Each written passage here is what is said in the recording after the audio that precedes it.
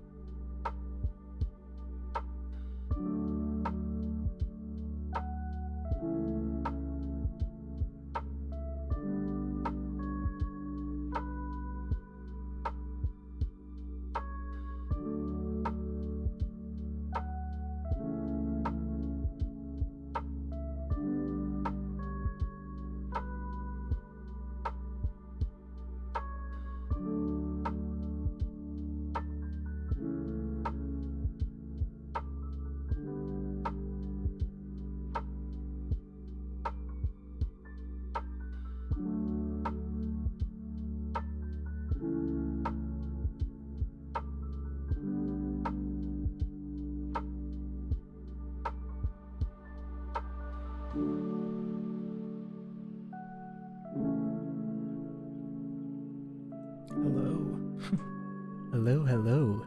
Welcome back to Late Nights with Nathan. Today, I don't know.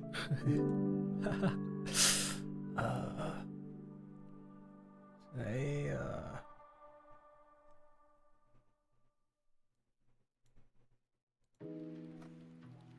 today I might be exposing myself. Oh gosh.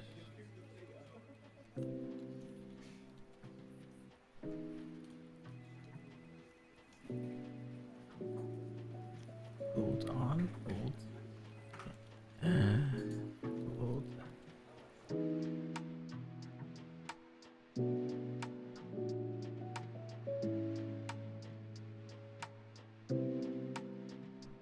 Oh, that is bright. Blinded by my own face.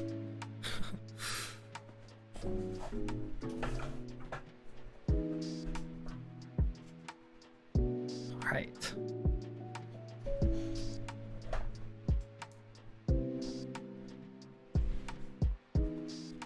Hello, hello.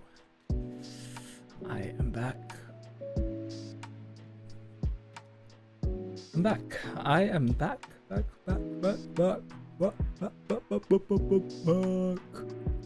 That is right. Today we are probably isn't it a little late? Only 2 a.m. Only 2 a.m. Melly. It's only 2 a.m. Today I'm gonna be exposing myself. After I react to some content, I'm gonna be exposing possibly. I'm tired of hiding things. Hiding who I watch on Twitch and stuff. Next time, say only when you get to those. Next time, say only when you get to those big boy hours.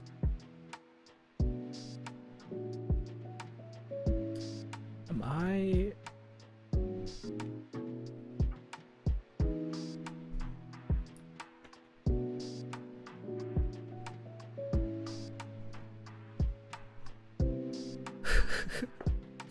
Ellie, I'm stupid, and you know this. I don't know what your message means. I'm the emoji. Go to bed. Shut up, I just went live. I'm not gonna go to bed. Anywho. I'm gonna be reacting to stuff, and then I'm gonna expose myself. I'm gonna show who I watch. I'm gonna expose it all. Just so that I can talk about them in like a manner of like, yeah, I watch these people and not like, oh, yeah, I don't watch anyone on Twitch at all either. Well, like all my friends don't watch anyone on Twitch. Sounds great. Nerd. Alright, Sam. Were you supposed to go live yesterday? Dog, you're minced. You're too dead to stream right now. What? Minced.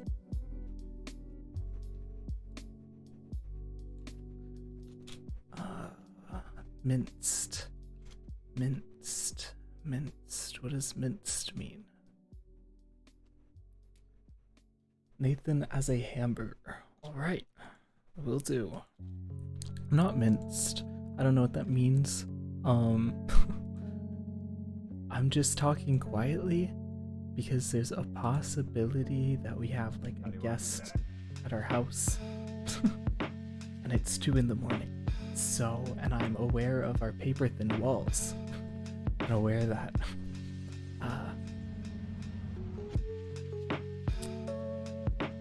I'm being aware.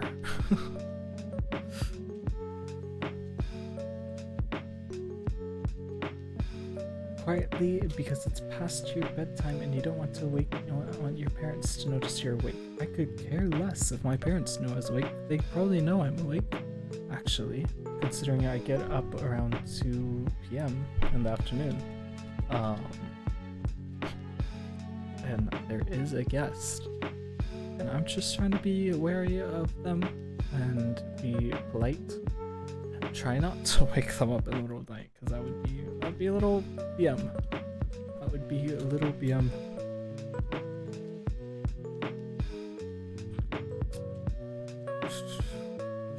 I opened up my calculator instead of a timer. That's pretty fun. Be funny. Fun. Okay. Why are you even streaming right now? Because I can. Last time I streamed at 1 a.m. it went pretty good. And I want to. Okay, whatever. Nathan has a hamburger.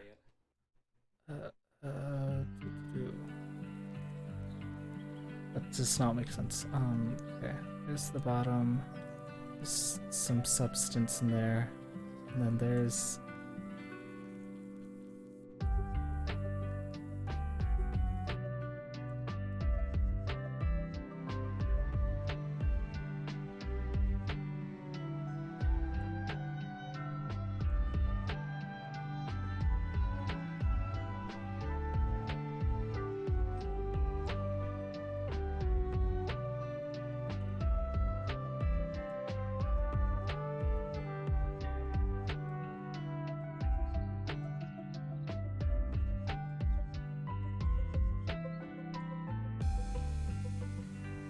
Oh, there's a whole... there's more of the canvas I missed. I don't know, I was gapping myself to such a small area. I was. This is pretty much it. I don't know what else is there in a hamburger.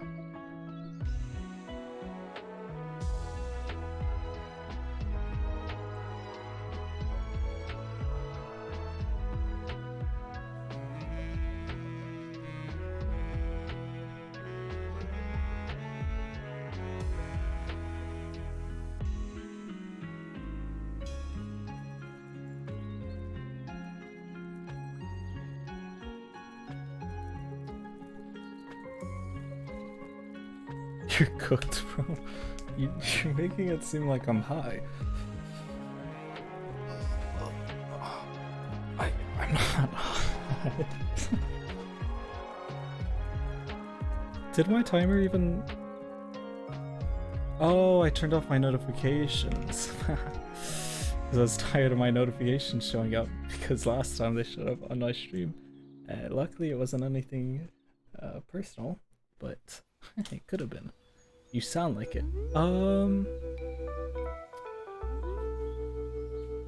You know?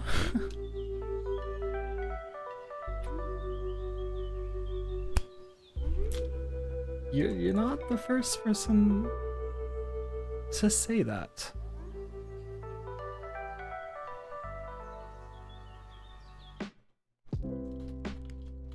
It's just my chill vibe, okay? I'm just chill. Just a bit more chill than my normal self. Alright. Hamburger Nathan will be on... Oh wait. I don't have a server anymore.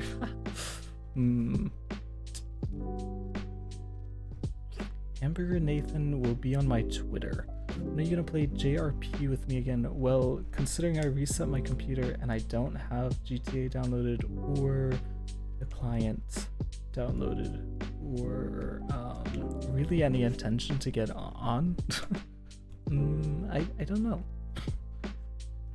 The problem with the server is I'm looking for something content based, and a lot of the people on there, they get on every day and that is their life, is being on the server.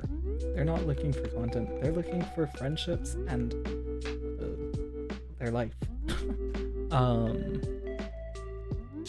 And I am looking for content, and I would have to bring the content. If it's not a no, it's a I would have to bring the content fully myself rather than other people. You gotta make the content. Yeah, I know, but sometimes the content will be ruined by the fact that other people don't want the content. And it's a bit hard because of the player cap number. There's not enough people, and most people just kind of sit there. Literally, remember when I knocked you on? Yeah, that was good content, but that was you and I, you know, and the cop kind of played for it. I think they just had to. But a lot of people just get on and they just they'll go to a party for 3 hours and all they'll do is dance. And you don't want to leave the party because everyone on the server is at the party dancing. So server's growing slowly as well. Yeah. I just don't think I could see myself going on seriously, like with the character and seriously going on. And like, I think if I made like a content character, that would be great.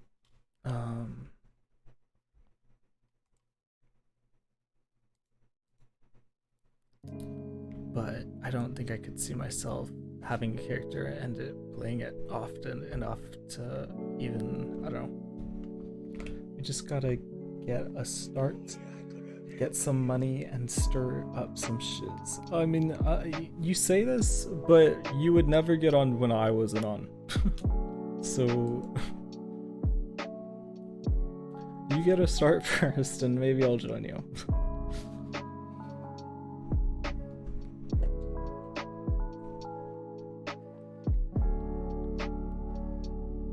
Dog, I've literally been playing. Oh, well. Nice.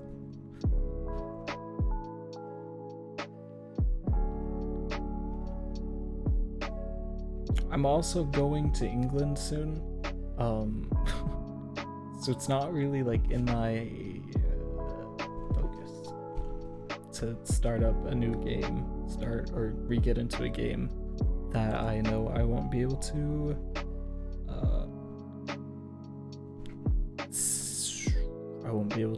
play in a couple of weeks. But it's alright. Weird champ. Okay, dude. Life stream fails. How about today? Actually see compares Twitch and YouTube and how zero competition oftentimes make people use motivation to make good content. Right? Everybody fights for the number 1, number 2 spot or whatever for fucking disability. Everybody's fucking fighting out there for survival. People are fighting. They're fighting to survive, right? Right? What happens on YouTube? Are people fighting? There isn't even directories to fight in. Who are you fighting? You have nobody to fight against. The directory doesn't even make you fight with anybody. You're on your own. You go from a gladiator arena full of fucking fighters with the javelin and shit to being on a one-man island. So, at the fucking ocean. It's a completely different ball game. So whether you are motivated with what's in here to do good shit, and whatever you think, oh, what I have in here will motivate me to scream, right? I think actually is right. YouTube's very you're not going onto the website and finding live streams really. Unless I mean it depends on the type of person you are, but I think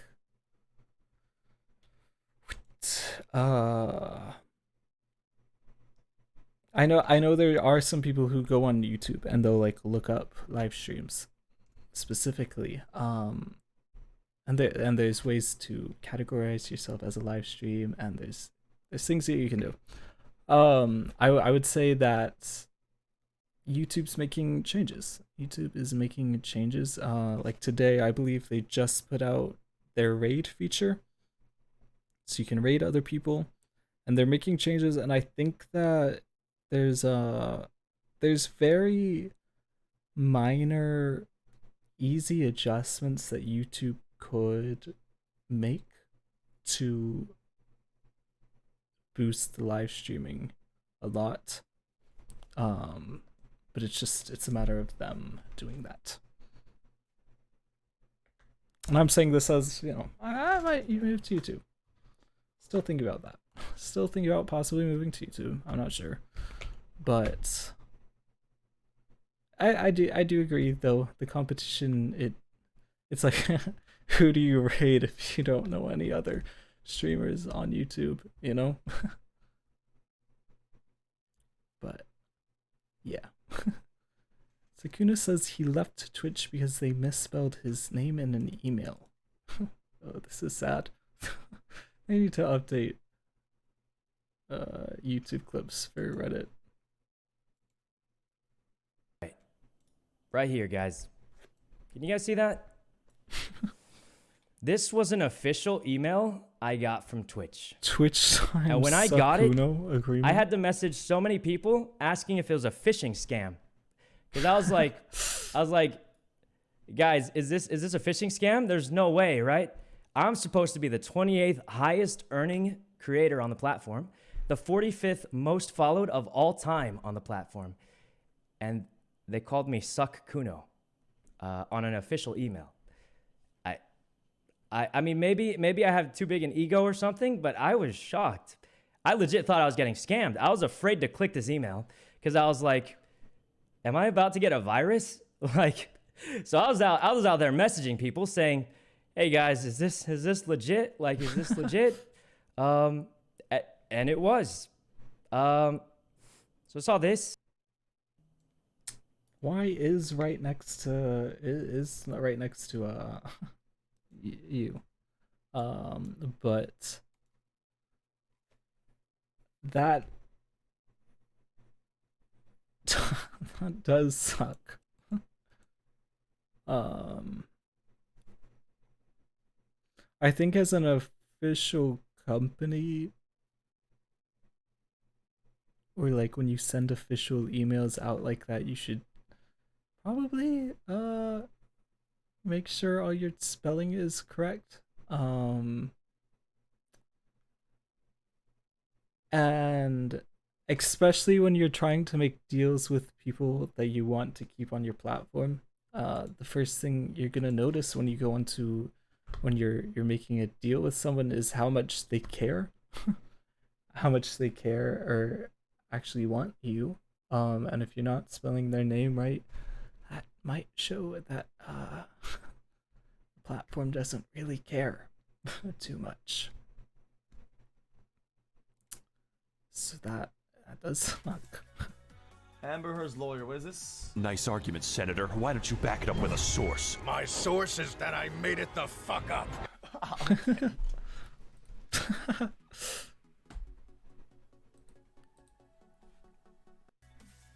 That's not even like an Amber Heard's lawyer, what is XQC this? cute. That's like the video was better than his reaction.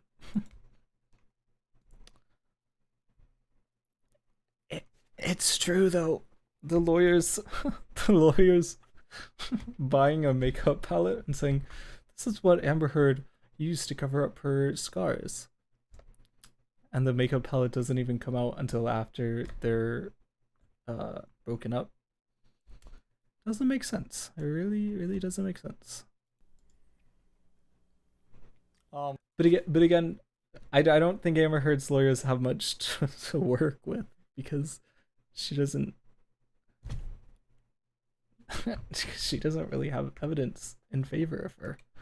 Okay, dude.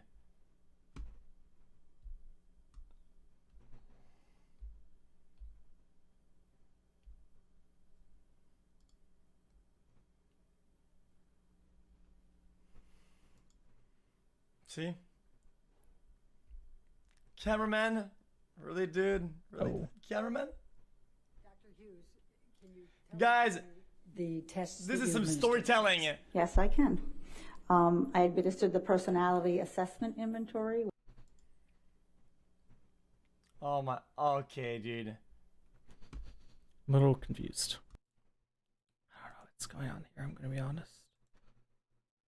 Coomer Cameraman of the Year. Oh.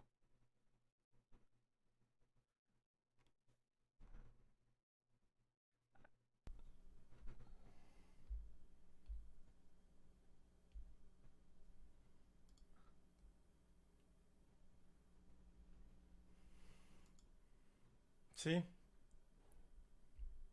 Cameraman? Really, dude? Really, dude? Cameraman? Dr. Hughes, can you tell Guys, me the tests this that is you some administered? storytelling. Yes, I can. I administered Yeah. Okay. YouTube ads live redirects, aka rating. Yes, did do that. Rating is now a thing on YouTube. Pretty cool. Pretty cool. Sea Otter does a backflip.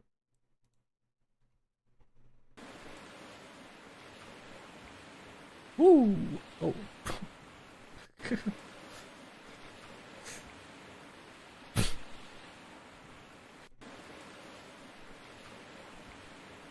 They must have so much, like... must have so much, like, fat on him that didn't really, like, hurt. Because I know if any, or, like, I don't know, padding or something. I know if any human did that, they'd be like, ah, oh. They'd probably do it. Hit their back, and then, like, slowly fall into the water out of pain. Oh, that would have been funny if it was just a person. Maybe that's not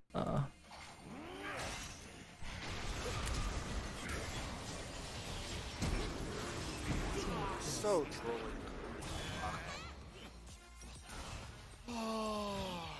Don't want to talk about it.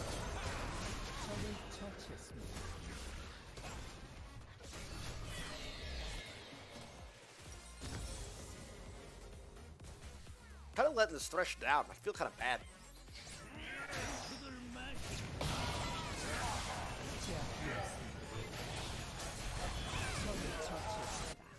Never mind.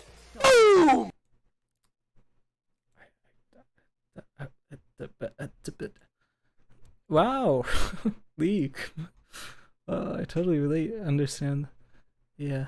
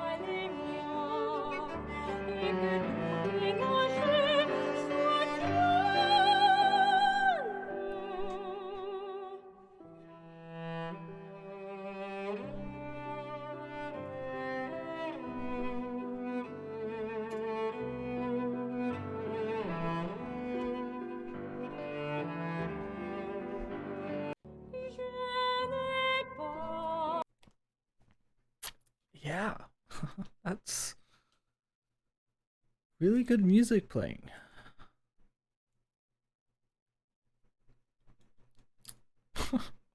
Yeah, sick. What's your favorite game, XUC?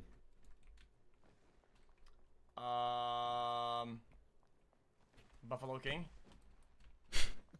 What is Wait, that? what? What is Buffalo King? Oh, it's a slap. Yeah, okay, gotcha. What's your favorite game, XUC?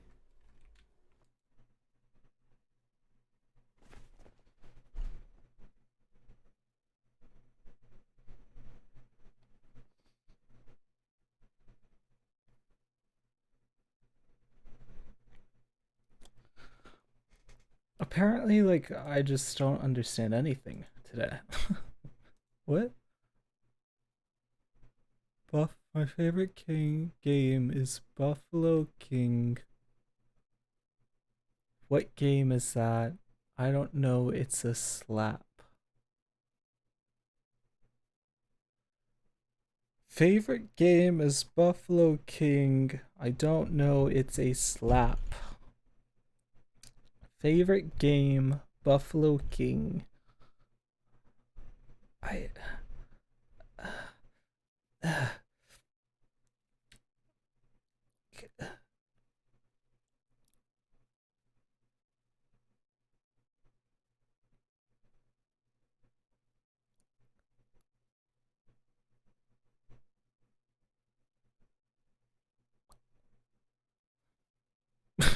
no one in the comments is explaining it. No one in the comments is explaining it.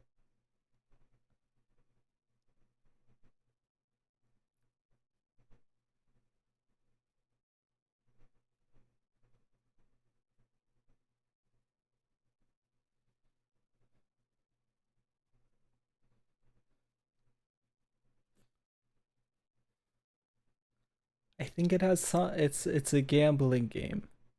I think.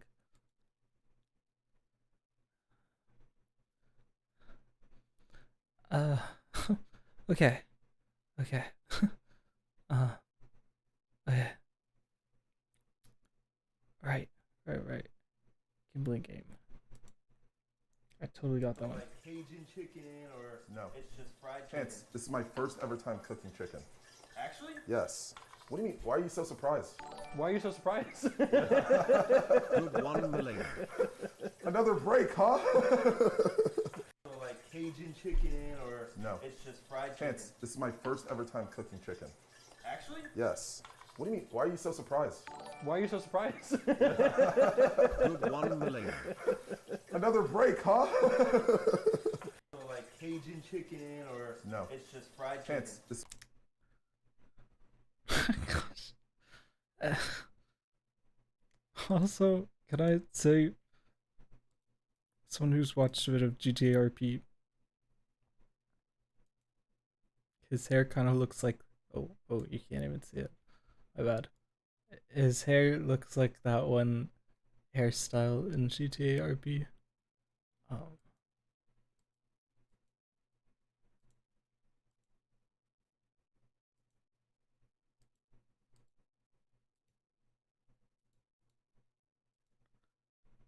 I don't know if you know the hairstyle. It looks like that. Looks like that one hairstyle.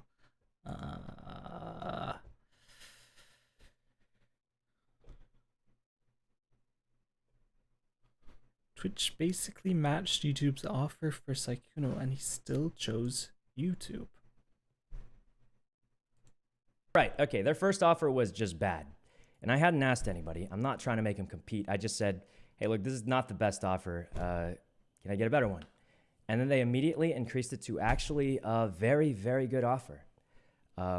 I'm not gonna lie. It's not like Twitch didn't care at all. They actually, their upgraded offer was pretty much even with YouTube's. I think a lot of people didn't expect that, but that's just the truth. It was actually pretty much dead even. And at that point, I was like, oh, I'm not leaving, guys. I'm staying on Twitch. I was actually shocked. I think maybe Ludwig going, they were a little bit more afraid or something like that. But I was just like, I was shocked because everyone thinks that they have this reputation for giving a garbage offer. And they did give me one until they upgraded to a much better one. And I was really happy with it. Right. Okay. Their first offer was just bad. So and I hadn't asked anybody. I'm what not trying to make it happened? compete. Now I want to know what happened after that. I just said, hey, look, this is not the best offer. Can I get a better one? And then they immediately increased it to a little bit more afraid or something like that. But I was just like, I was shocked because everyone thinks that they have this reputation for giving a garbage offer. And they did give me one until they upgraded to a much better one. Right, I was really happy with it, actually. Okay. I was almost ready to be like, Yes. ready to go. They cared. Yes. I think it's because maybe Ludwig's had left already. Right. You know, right, and right. they were kind of afraid. And at that point, I was just like, oh, I'm probably not going, guys. You know, even like, I'm going to be completely honest. My thought process was, if it's even a little worse, I'd probably stay on Twitch because I mean, you guys saw how sad I was to leave. I didn't want to. So what happened? But there's a few things that sort of changed my mind a lot. I talked to YouTube. Leak. I don't think it's a leak. We're talking about very general stuff without hold on, let me check Discord if they're telling me not to talk about it. Okay, they're telling me it's fine. Anyway, so I talked to YouTube and they were pretty much like, I was just honest. I don't like doing this weird bidding thing, but I will say this, guys. If you're getting a job, if you're negotiating a contract or anything like that, just ask for more. Never accept the first offer. That's pretty general advice because it's pretty rare for them to show up and give you the best they can. So I was just like, yeah, I'm just going to ask everyone to give me a little more because that's standard, standard stuff. If you're ever negotiating, you're getting a new job or anything, just ask for more. It's not like they're going to be like, I was about to hire you, but now that you want a little more, I'm just not going to hire you. So that, that's not a huge concern usually. It's good advice. So if anything, they say, no, this is as much as we can offer you. And then you make ask for more. And I'm going to be honest. They said we can do a little better, but not that much better. And at that point, I was fairly certain I was staying on Twitch. Fairly certain. The offers were very good. So had a noticeably better offer, but it wasn't like some crazy thing. I think a lot of people thought it was some huge amount difference. It wasn't that much of a difference, actually. It was a noticeable difference for sure, but not that huge. So this is probably why people are like, wait a minute, then why are you here, right? Why are you here? Doesn't make sense because it does seem like Twitch wanted to keep me. They didn't try and scam me. They gave me solid everything. They were pretty nice for the most part, it seemed. And it was very, very difficult, guys, for me to choose. But what it came down to was just, I talked to a lot of my friends. A lot of them are on YouTube. Ludwig's on YouTube, Ray's on YouTube. And then a lot of them have special deals with Twitch. Now, just so everyone knows, they didn't tell me special details. I just said, hey, how's it like working with everyone? How's the vibe feel? That kind of thing. I just want to know, like, how's it going to be, And I'll say this. I don't think any person who has moved to YouTube has moved back. I could be wrong about that. But of anyone I've talked to, they haven't moved back. They don't want to because it's actually, YouTube's just really nice. I think the deal that we came with pretty much was like YouTube's just saying, hey, Saikuno, we really like your content. We think you're a good streamer and we want streamers. And we just want you here. That's it. And that's a pretty good feeling. I don't think Twitch had the exact same vibe as that. But it's a good feeling because they're basically just saying, Twitch, yeah, you're one of our best streamers, but we already have a lot. So we believe in you, and we're gonna pay you just to be here because we believe in you that much. And that's really, first of all, that's crazy of them. But it's good. They're easy to work with. They helped so much with the reveal video. Like, I pretty much just like had random thoughts in my head, and they helped make it happen. So they were very, very nice to work with. Everyone I talked to said they were great. I mean, Ray re-signed with them. I think, yeah, not many people are leaving. Everyone who switched has not left as far as I know. So I think that's good, obviously. But I wasn't sure if that was enough, you know? I Okay. was very afraid of just using Twitch too much. This It's is the kinda longest where bit. I like grew up, right? That's where my stream grew up, if you want to put it that way. And like I said before, the deals weren't that far off. Shockingly. Yeah. I thought it'd be way Yes. off. Yeah. But it wasn't. Okay. It was close enough Please. where it was Yes, a we hard heard. choice. We heard. Please. But, Please. you know, I think Ludwig said it first. He didn't feel ultra valued on Twitch, right? I'm This not is gonna the say any part where he brings up crazy the things, but I will Sakuno say, thing. I didn't really do anything crazy, you know? Right. I think I was part of 2 Twitch rivals. The last one was the one that my friend Toast got me in. Big surprise there. My friend was running it and got me in. And I was part of one other one, which my friend Ludwig got me in.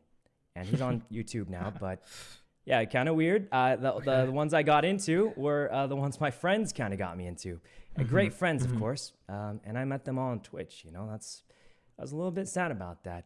But that's what I was part of. And other people told me the same thing, right? I think a lot of people know, like, I'm number 28, right? It's the leak, whatever. It's all out there now. I was the 28th highest earning Twitch streamer Could be higher now. for the past, like, 2 years or whatever, right? And then also, I checked, I'm the 45th most followed streamer of all time.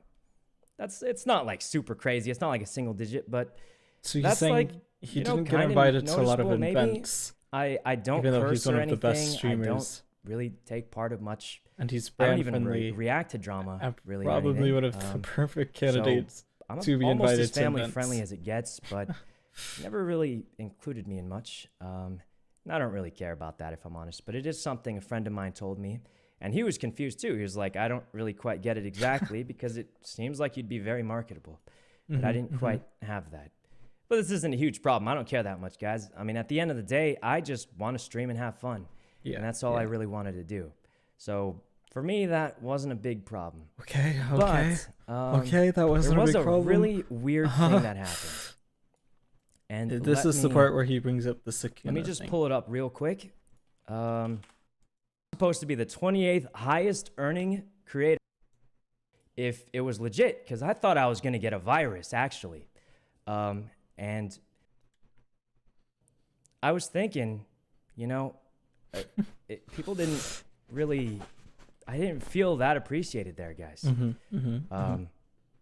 Yes. Couldn't even spell my name right. Uh-huh. So I started thinking, like, I'm about to take this deal, because the deal wasn't, like I said before, it wasn't super far off, was it? Yeah. I was going to work more. I'm just going to say the same thing Ludwig did.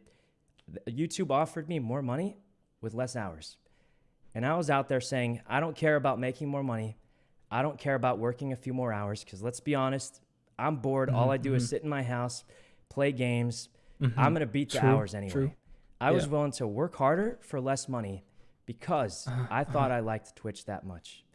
And I couldn't even spell my name right.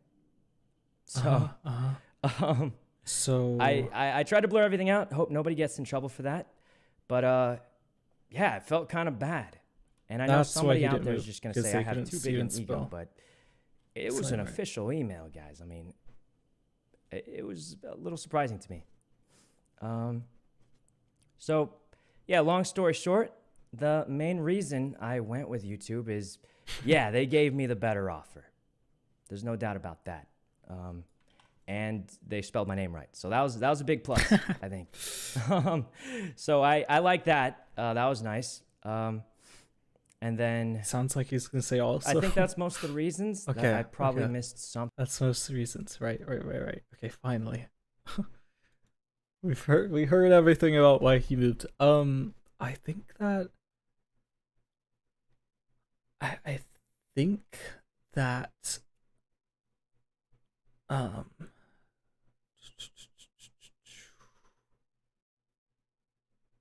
okay, obviously he talked about not being appreciated, which is really, I mean, that's what Ludwig talked about as well. Other people also have talked about it. I think I remember Pokey Bane saying something about on one of her little clips how she didn't feel appreciated, but she preferred Twitch chat and stuff.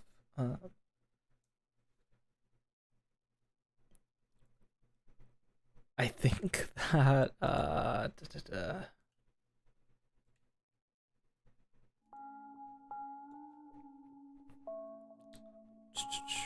I think YouTube does do a better job at making you feel more welcome, especially because their streaming thing, it's all new, so of course they're gonna want to make sure that you feel welcome. But I think they do it for all of their biggest creators, not even just the streamers. I think they just they understand more why they understand more how to capitalize on their biggest faces. You know, I would say.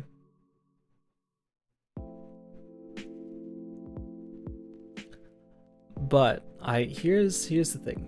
You know how Hassan commented how he knew about the Twitch changes that were posted about more ads and no exclusivity and what was it? No exclusivity and the 50-50 sub split. I have a feeling that Saikuno may possibly have known about the new features coming to YouTube, as well as Ludwig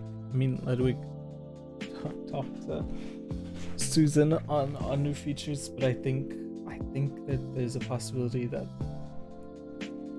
they know something about like all the new things coming. And also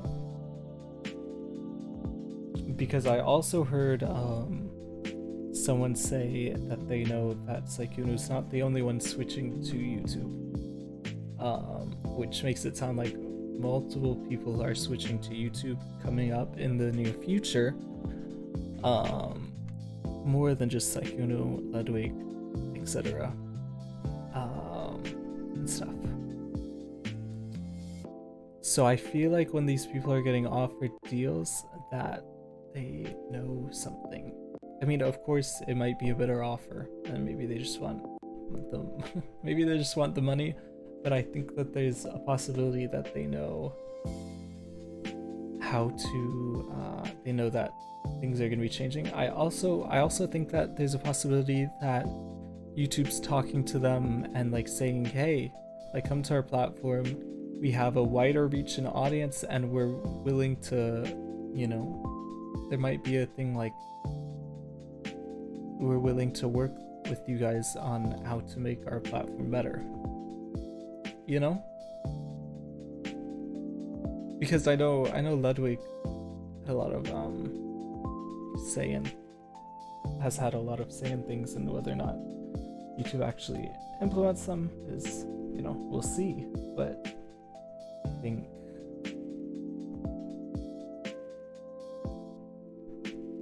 I think there's a possibility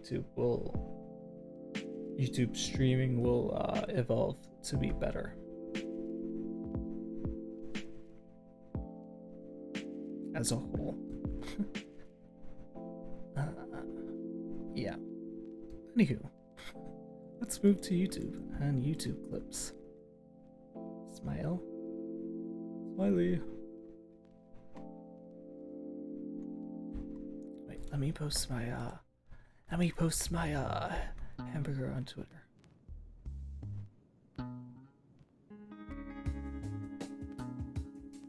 hold, pause, posting hamburger to Twitter. Make sure to follow my Twitter if you're not.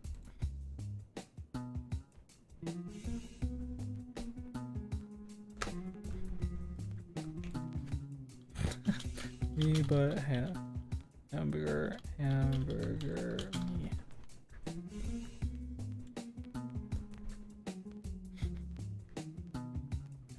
I'll tag Sam in the comment at I'm a sandwich in the comments. Okay, we're switching to YouTube. I think we should watch a little bit of the Johnny Zapp stuff going on over the past day or two.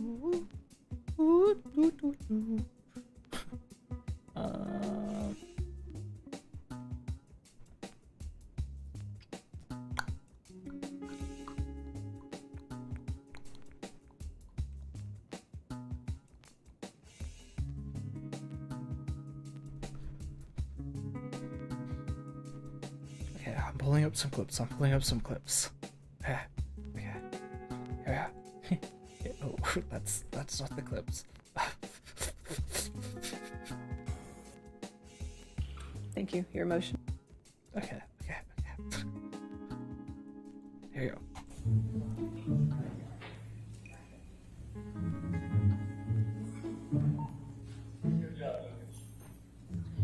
Okay, Amber Heard psychologist and her legal team misbehave after the court end. Oh. Okay. All right, Dr. Hughes, since you're still in the middle of your testimony, please don't discuss your testimony with anybody, including the attorneys, okay? And anything that you looked at, referenced during your direct examination, if you could just turn that over so they can review that before cross-examination, okay? All right, thank you, ma'am. Your Honor, may I just, I presume she wants to be able to take that back with her. We can get copies of it. We'll get whatever it is. Okay, We'll make sure you get copies of it. So you get copies of it so she can keep her originals. Okay? Yes, thank you. All right. I have copies of everything that I looked at. Other than Okay. my Well, no. We're not talking right now. Course in session. than my Thank you. post-it note. All right. So anything else then? So we'll see you tomorrow at 10 a.m. Correct? All right. Thank you. Have a good evening.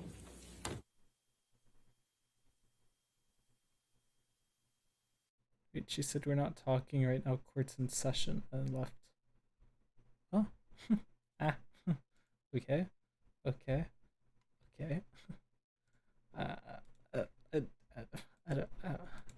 don't really know how to comment when I don't know it's happening. Thank you, Your Honor. Judge I rejects can only Amber Heard's assume that Mr. demand Chu for wrote that dismissal. speech for an audience outside the court because it didn't really address my arguments. I'm going to focus on what our specific arguments are for the motion to strike, Your Honor. Mr. Chu spent almost 30 minutes of the court's time talking about the disputed evidence of physical abuse in this case, which Ms. Heard hasn't even put on her case, and I can tell you she's not the abuser, and if the case moves forward, she and her witnesses will put on even more evidence of the physical abuse she suffered at the hands of Mr. Depp. But that's not the basis for our motion right now, Your Honor. He talks about how Mr. Depp had a sworn denial, and that should count. We read his testimony. He claims he didn't strike her. But again, that's not the basis for our motion. The basis for our motion is the clear and Why does she always look like that? She's an actor. She knows what she's doing. She always looks like she's about to cry. disputed evidence of non-physical abuse. By his definitions, by his standards, by the standards of his expert, there is no dispute that Mr. Depp abused Amber. And therefore, if he did it even one time, there's no dispute that even under their theory of the case, the implication that they want the jury to draw from the article, which again, I'm not arguing for the purposes of today, because under the legal standard, I'm not going to argue that. I'm not going to waste the court's time with that. But even under their standard, you're wasting time, the undisputed evidence is that Mr. Depp did commit abuse against Ms. Heard, and therefore that those first two statements were false. That's our argument on that. As to the headline, it's funny, Mr. Chu we played, 2 or 3 hours of an ACLU deposition. Now he says, well, that wasn't our witness. It was his witness, Your Honor. He just spent 10 minutes talking about what Mr. Doherty said, and Mr. Doherty testified that the Washington Post wrote the headline. That is the only evidence, Your Honor. I understand he says, well, Exhibit 1 has her name on it. Exhibit 1 has her name on it, but the only evidence in this case about who wrote that headline is Mr. Doherty's testimony. It is undisputed. They could have put anyone else on. They could have called Ms. Heard for that because that was not part of the stipulation at the pretrial conference. It was only the tweet that we talked about, Your Honor, and they chose not to do that. Now, Ms. Heard will testify she didn't write that headline, so it wouldn't have helped them. But they've had 3 weeks to put on their case, Your Honor. They've controlled the playing field of evidence. There is no dispute that Ms. Heard did not write that headline. No dispute. Simply saying, well, her name is attached to it, that can't overcome the testimony of the ACLU. They call them a co-conspirator. Of course, Mr. Depp chose not to sue them. But the testimony of Terrence Doherty that she didn't write that headline, that takes care of the sexual violence headline, Your Honor. And I'm not going to take up any more of the court's time addressing portions of Mr. Chu's argument that don't go to our motion, unless Your Honor has any specific questions. But I want to be respectful. All right, thank you, sir. All right. For this motion, I've taken the arguments of counsel, and last night I reviewed all of the evidence that has been submitted in this matter. So as to the second and third alleged defamatory statements, at the motion to strike at this juncture, I view the evidence in the light most favorable to the plaintiff and reasonable inferences from the evidence to the plaintiff. And if there is a scintilla of evidence that a reasonable juror could weigh, then the matter survives a motion to strike. In this matter... Okay. Hold on 1 second. You know what she looks like? I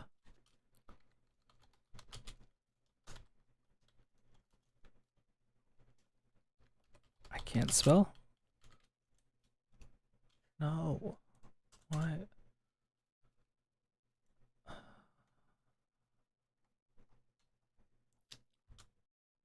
What? Hold on. Maybe not. Okay. Hold on.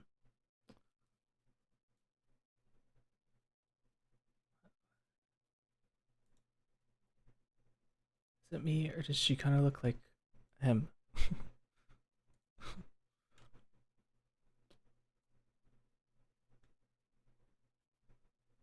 But like with glasses.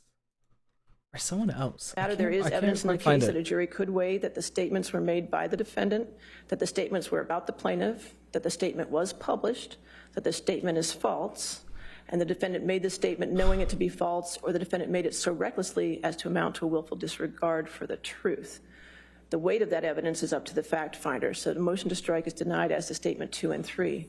The motion to strike as to statement 1, I'm going to take under advisement because if it's not a stipulation, I'm not sure what it is, but there seems to be an agreement that the tweet of Ms. Heard is part of the plaintiff's evidence, which is not in evidence at this point. So I can't rule on that statement whether or not it is just a tweet or if it's some sort of republication or something. I don't know because I haven't seen it yet. So as to the motion to strike on statement 1, I'm going to take under advisement because ruling on it now, it would be premature because I just don't have that evidence in the case, okay? Thank you very much, Your Honor. There were too many big words. He's stupid. Me dumb. We don't know words.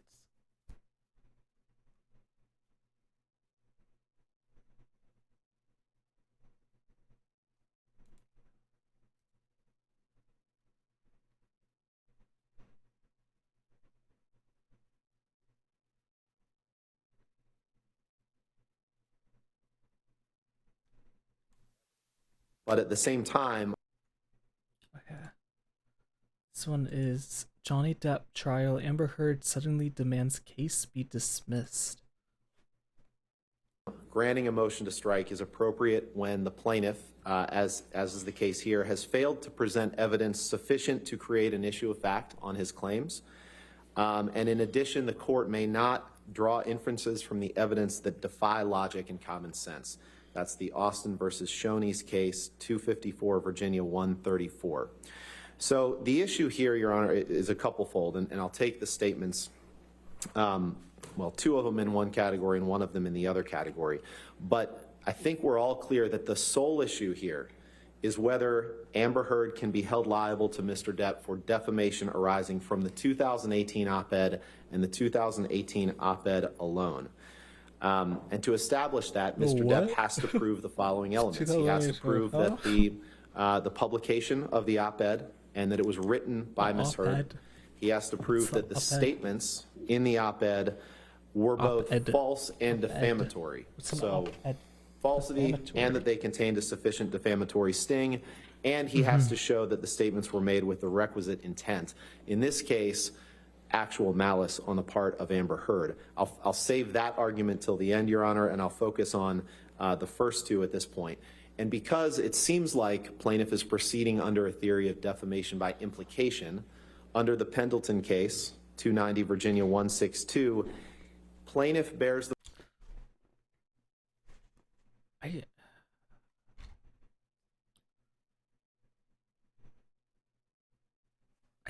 I'm gonna be completely honest. I don't really fully understand what this case is about. The burden of proving that the statements at issue were designed and intended by Ms. Heard to imply a defamatory meaning. Designed and intended to imply defamatory meaning.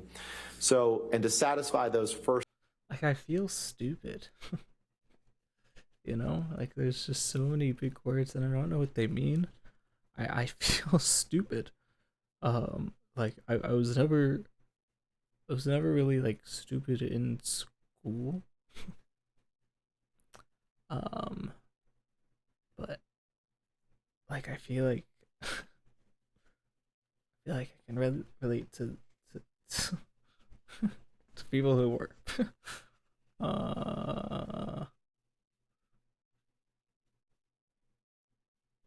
like, is this what it's like not understanding math? You know, I was always good at math. Is this what it's like when you don't understand math? First two elements, publication and falsity and defamation. But like you kind of understand it, but like then there's just like some things are said and you just yeah. Or defamatory nature of the statements. Mr. Depp bears the burden of proving that by a preponderance of the evidence and to satisfy the requisite intent and show that... Why? Like how you know how like they bring in like normal people to be the jury for some cases, you know, for cases, and that's like a part of being a US citizen is you might get a letter. They have to be a jury in a case. How do you be a jury in a case? But you just like don't understand any of the words being said, you know?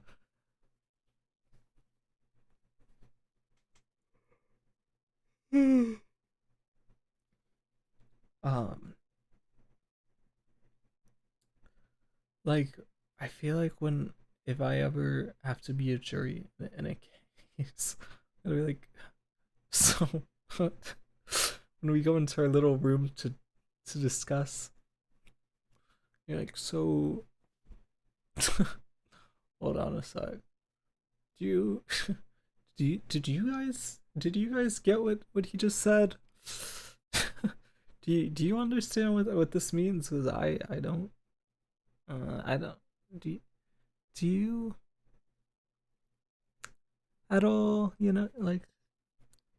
Oh, you all you all know what this means? Oh. Yeah. No. I mean, I agree to whatever he says.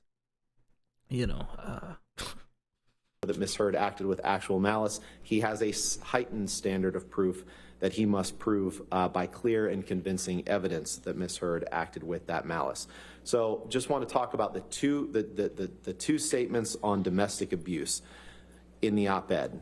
And Your Honor's well aware of the ample Virginia case law talking about how you have to view the op-ed as a whole. You have to view words in context. So these are the statements that read, then 2 years ago, I became a public figure representing domestic abuse. And then the other statement that says, I had the rare vantage point of seeing in real time how institutions protect men accused of abuse. Now, those statements are entirely opinion, except for, according to Mr. Depp, the discussion of domestic abuse. So the statement, I became a public figure representing domestic abuse, and the statement in the second sentence that Mr. Depp was a man accused of abuse. The rest of those are inactionable opinion statements. Now, the evidence adduced thus far, Your Honor, shows that Mr. Depp can't sustain a claim on these for two reasons. First of all, the statements are true on their face. I don't think that there's any dispute about that, and that's been the subject of some testimony in this case. 2 years before she wrote the op-ed, Ms. Heard did, in fact, become a public figure representing domestic abuse when she obtained a domestic violence restraining order against Mr. Depp, and Mr. Depp was indeed accused of abuse. Those are facts that are true. Now, to the extent that Mr. Depp will argue that he's proceeding on a defamation by implication claim, again, the court should grant the motion to strike because the undisputed evidence is that he did, in fact, abuse Amber. Now, there's a dispute in this case. There's ample evidence that he physically abused Amber, but we acknowledge that there's a dispute in this case on that. But what there isn't a dispute in this case is not ample evidence that he abused her? Have you shown any? Where is it? The fact that she used nail polish as blood? The fact that when she was abused, she used a makeup palette that came out after they broke up? The fact that she sliced his finger? What? Where is the evidence? Where is it? Mod check? I'm not seeing it. Non-physical abuse. Both Mr. Depp and his expert Shannon Curry have testified that abuse may come in many forms. It may be physical, certainly, but it may also be verbal, may be emotional, may be psychological. You'll recall Mr. Depp even kind of setting the baseline for what abuse was when he talked. Psychological, just like Amber Heard's over-exaggerated fake PTSD. Talked about the non-physical abuse that he allegedly suffered at the hands of his mother. He said it was worse than the beatings, and the example he gave was that his mom used to call him One Eye as an example because he had a lazy eye, I guess, as a child. That was something that Mr. Depp himself said was abuse, his mom calling him One Eye. So we setting aside the evidence of physical abuse in this case, which is already overwhelming, Mr. Depp's claims relating to these two statements should be... My question is, if they can talk to the judge straight up like this, why do they ask such stupid questions to the witnesses?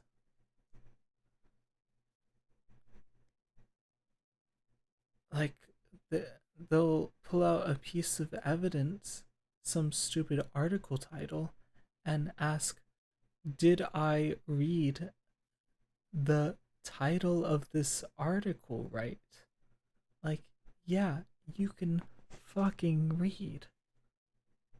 Why are you asking the why are you presenting, why do you need to ask the witness that?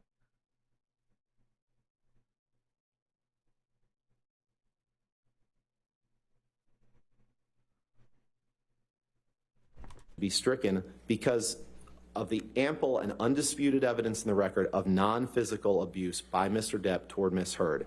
There's evidence in the record of recordings, messages, including messages written in blood with his finger, blood and paint, vile names, shouting, menacing and threatening statements. There's the video, the kitchen video in Sweetser. There's the audio of him calling Ms. Heard, like I say, numerous vile names. They're missing and threatening Ms. Heard. There's evidence in the record of recordings, messages, including messages written in blood with his finger, blood and paint, vile names, shouting, menacing and threatening statements. There's the video, the kitchen video in Sweetser. There's the audio of him calling Miss Heard. Is it abuse if she's also... if she's physically abusing him and then he says something like that back to her? Does that count as him?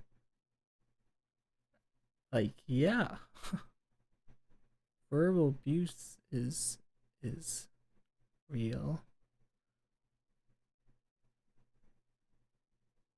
But if you're if you're punching me, etc., etc., like, I don't know. I don't know.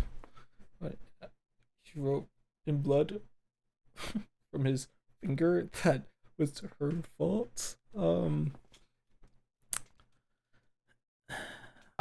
Like I say, numerous vile names. There's the audio of him asking her to cut him, and whether she wanted to be cut. So there's plenty of evidence out of the words or out of the mouth of the plaintiff in this case that constitutes non-physical abuse of Ms. Heard. Notice how he's actually talking with his lawyers about it, and then whenever anyone talks up here, she's just like writing things down to herself. Again, under the standards set forth by his expert and the plaintiff himself. Those are far worse than his mother calling him one eye when he was a child. In addition to that, Your Honor, there's Travis McGivern's testimony. You say far worse, but you don't know how that affected him. From yesterday, in which he testified that at a minimum, on the night of March 23rd, 2015, both parties were being verbally abused. It reminds me of my mom calling me one brow. Because it looked like I shaved off my eyebrow when it was bleach. To each other. Mr. McGivern also testified about Mr. Depp, quote, rearranging her closet, throwing racks of clothing down onto the floor and throwing at least one rack down the stairs. Now, in California, property damage alone can be a basis for getting a temporary restraining order under California law. So further evidence of non-physical abuse or non-physical toward Ms. Heard. You saw the cupboards in the Sweetser kitchen video. And then Dr. Laurel Anderson, Your Honor, testified that she believed that the parties engaged in mutual abuse and that at least some of the time that was initiated by Mr. Depp. This is all evidence we haven't gotten to put on our case yet. And to the extent that this case proceeds, then that will... Man, judges, am I right? Like, this isn't... I mean, you have to know all the knowledge before you can be a judge. It's not... I wouldn't say it's hard work being a judge, but man, like... just, you know, listening and listening and listening for days. I mean, she must be, if I was a judge, you must be like,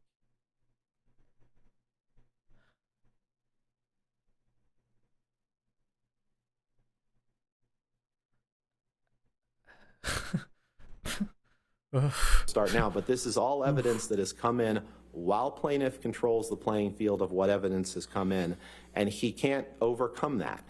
And it's such a room to just be in for so long. Like, look at the carpet and the buzzing sound. In this case, Your Honor, if Mr. Depp... It almost sounds like that buzzing sound is in the room, and I've been in rooms like that, and it's like...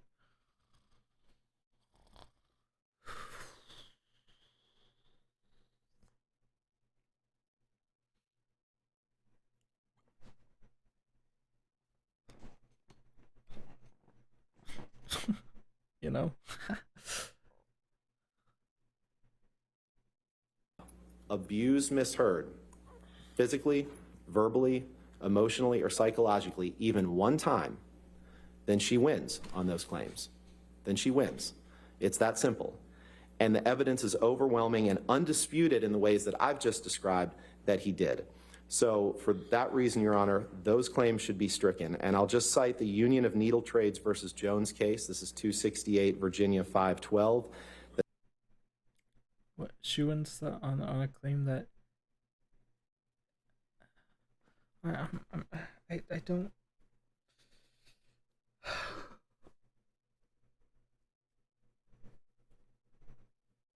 I don't get what the court case is about.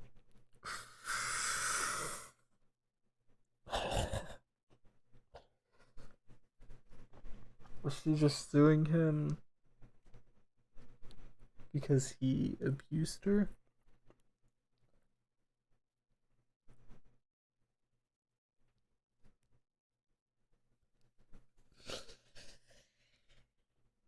And okay, how I don't know how court cases work.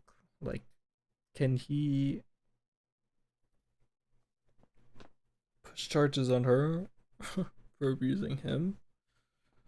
You know, during the court case, like in the same court case, or does he have to wait until the court case is over to do that?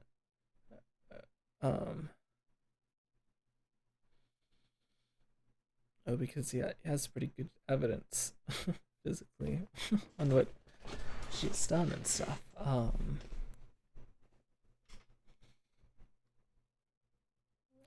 still don't know what the court case That states, if the plaintiff does not establish the falsity of the statement by a preponderance of the evidence in his case. Maybe I should just search that up. What is the heard the death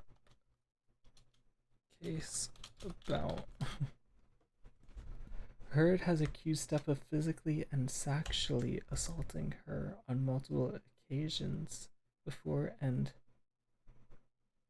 during their brief marriage. He then sued her for defamation, as she wrote an op-ed. Oh, that's what he's talking about. Op-ed in 2018 in the Washington Post, in which she referred to herself as a public figure representing domestic abuse.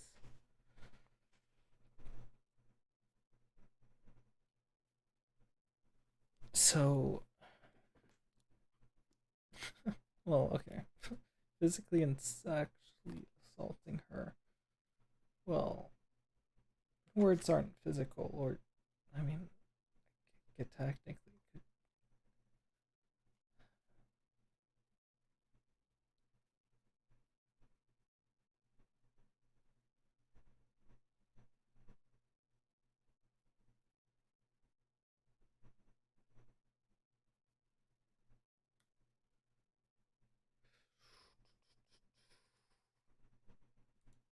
Case in chief, he has not met his threshold burden, and the trial court should strike the evidence and grant summary judgment to the defendant. That's exactly what should happen here. Now I'll move on to the second issue, which is the headline containing the phrase sexual violence. That should be stricken for a couple reasons. First, Your Honor, the evidence has established that Ms. Heard didn't write the headline. Mr. Doherty from the ACLU, that's the only evidence that's come in this case thus far. Plaintiffs control the evidence. Well, I understand, but there's also a stipulation that Ms. Heard would not be called in the plaintiff's case because they would then use her testimony for part of their case in your case, right? That's correct, Your Honor. Yeah, I agree, and that goes to a different issue that I'm not arguing. I'm not arguing that the court should strike because they haven't put Ms. Heard on to testify about the headline. But I assume part of that would be that they would. I guess they intend to get from Ms. Heard is that she either wrote it or republished it. Yeah, what happened the next day is Ms. Heard posted it on her Instagram account and said, look what I published yesterday in the Washington Post. So she adopted the title, and her name was on the article which contained the title.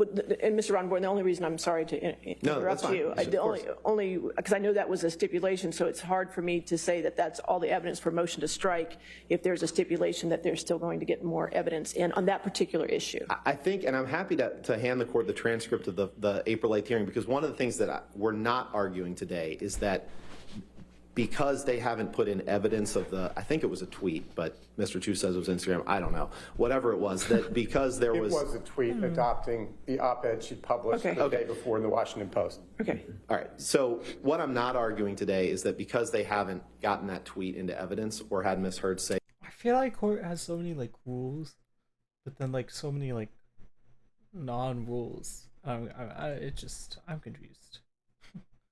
I am confused. I also realized I never turned on my Leon board. My bad.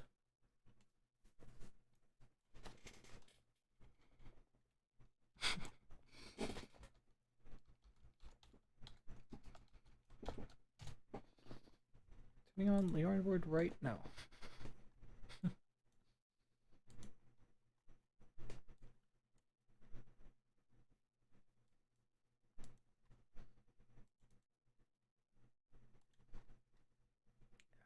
Connected. Please tell me. Wait, this will tell me. Test.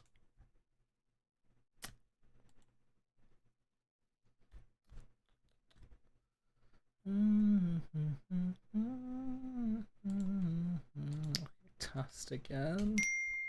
There we go. Now it's working.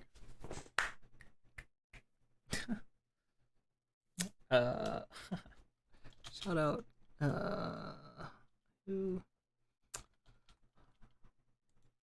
Shout out little chicken.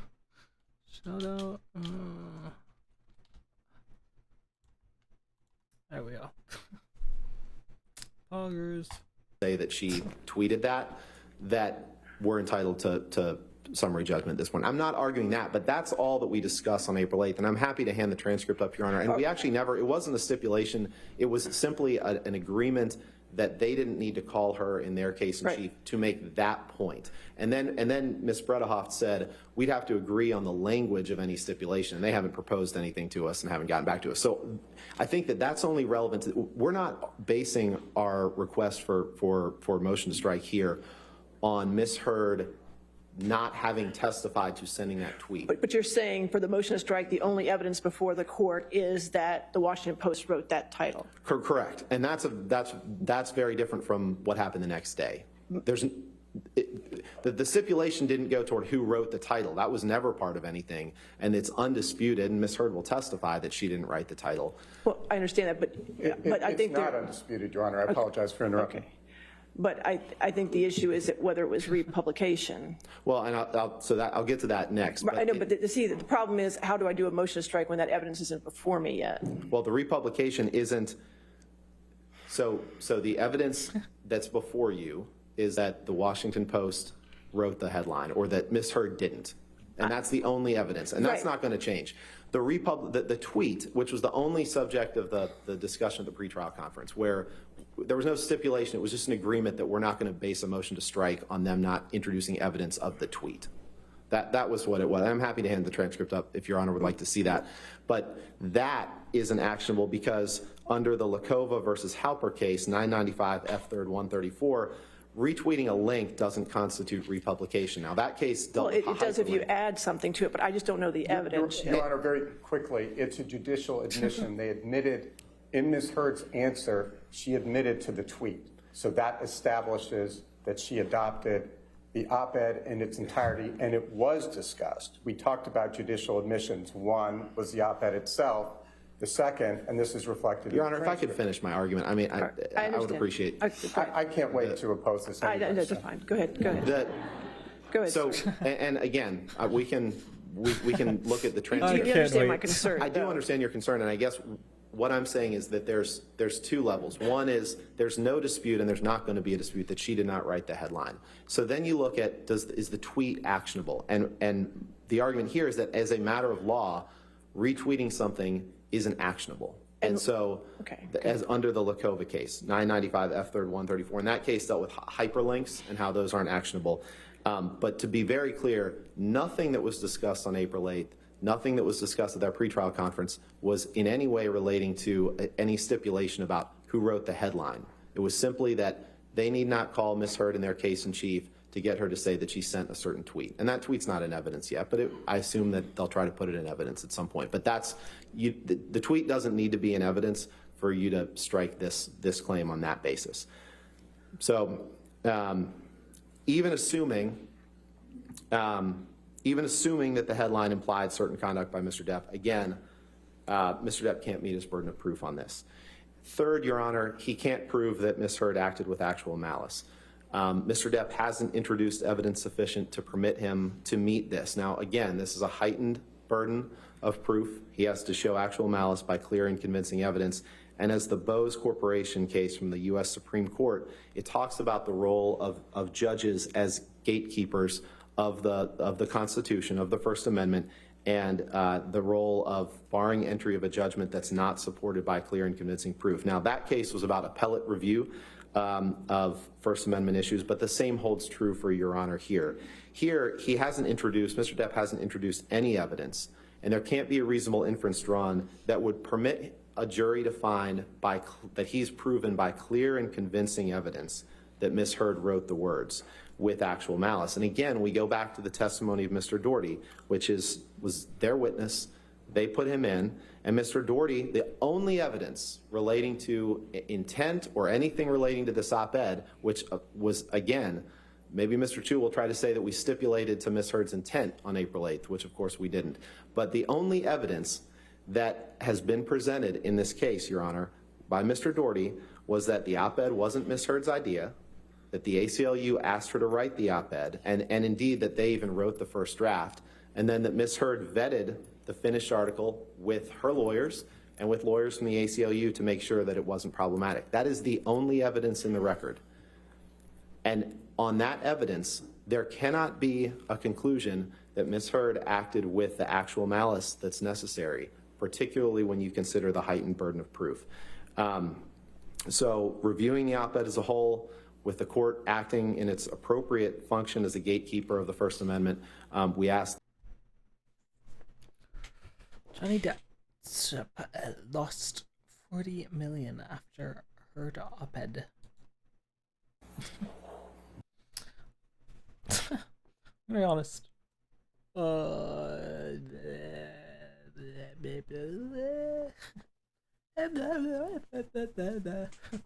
That's my brain after listening to all this.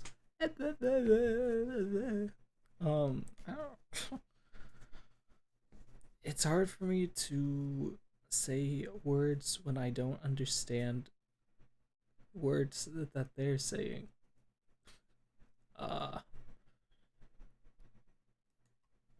Yeah.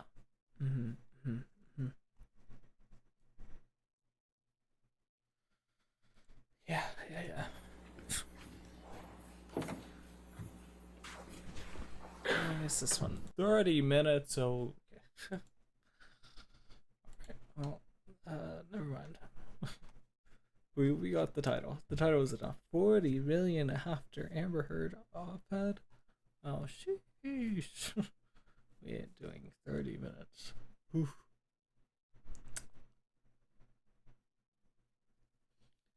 Anywho.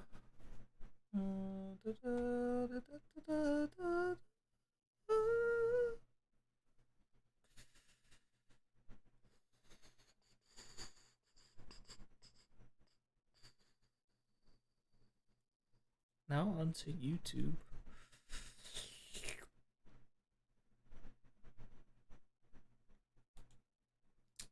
Trending page, what's trending?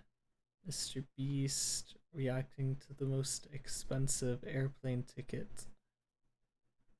Yeah, I can react to the most what should I react to Mr. Beast reacting to the most expensive airplane ticket? That'd be BM. That'd be some BM. Nah.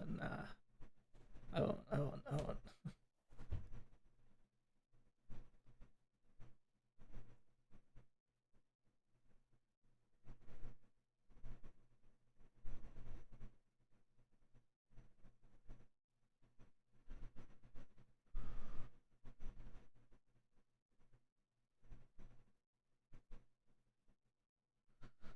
Gala. Yeah. Da da da. Ba da ba ba ba da ba ba ba da ba da ba ba da ba da ba ba da ba da ba da. Nothing interesting. I'm gonna be completely honest. Saikuno's announcement video trending 1.3 million views. Shay! I wish I had 1.3 million views. That's something I have to edit my video for. It's supposed to come out. Well, today's technically the 4th. It's supposed to come out tomorrow.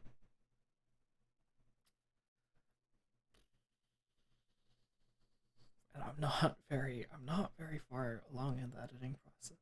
Okay, well actually I got through the hardest part. Now I got through the hardest part. And now it's just making it look cool. Now it's like just the actual editing part, which still takes quite a bit of time, but I have to do it for tomorrow's video. I hate editing. I think there's a program, and it's not out for Windows computers, but I would almost be tempted to get it on the Mac and then just transfer it to transferring the file over to my Windows computer. But it's $99, which is the problem. It's $99. But it takes all of your footage and it removes empty space. I know I use a little bit of empty space sometimes in videos. It would be a little bit problematic, just because sometimes you do use empty space, but I think that it would help. It'd probably help a lot.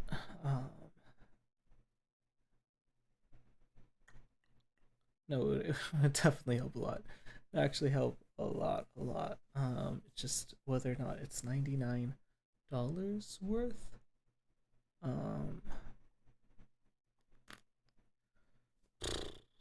I might want to do research to see if there's already one that's free and available on a Windows computer, you know?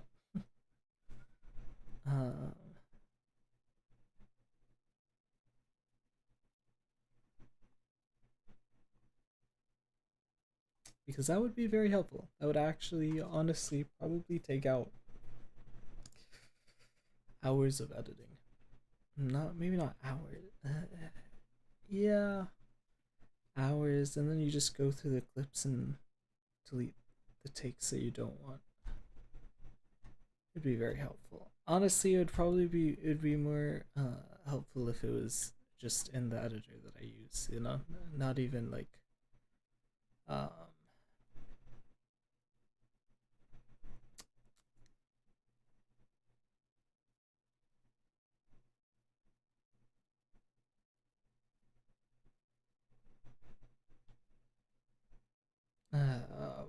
not even as a program itself, but if it was like a thing in my editor right now, that would be very helpful. So I might try and find something.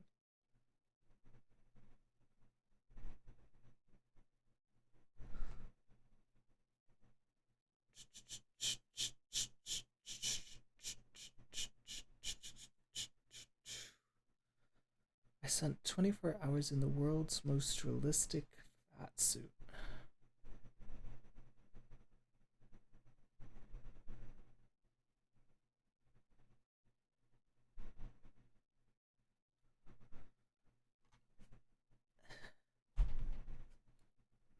Yeah.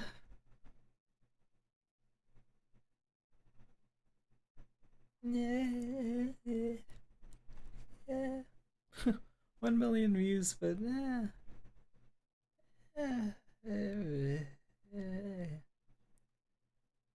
it's like it's something I would watch, but also just something but also I wouldn't watch it. You know?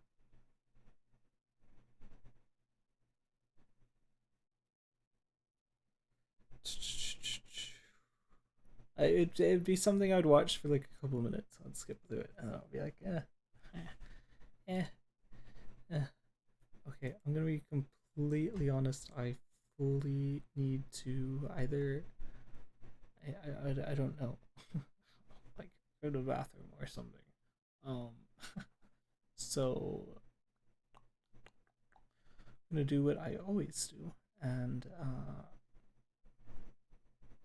play my video. I go to the bathroom.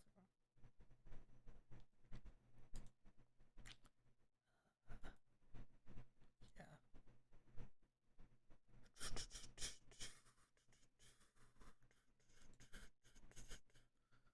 Okay, I'm gonna play the video and then I'm gonna see what videos after it to see if I can have autoplay on. Ew. Brad Mondo videos after it. Maybe I can make a queue.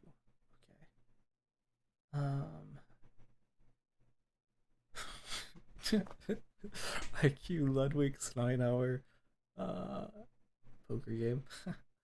That'd be funny. That'd be funny.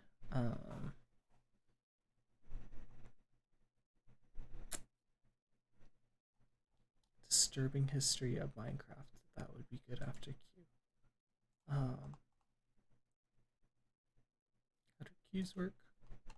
Oh, I did it. I did it. Okay. Okay, anything else after that? Probably not. Oh. Hold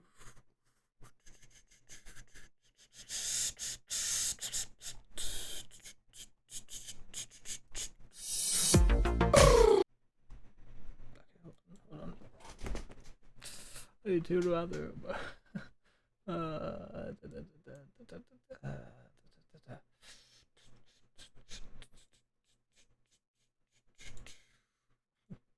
Where do I put the BRB?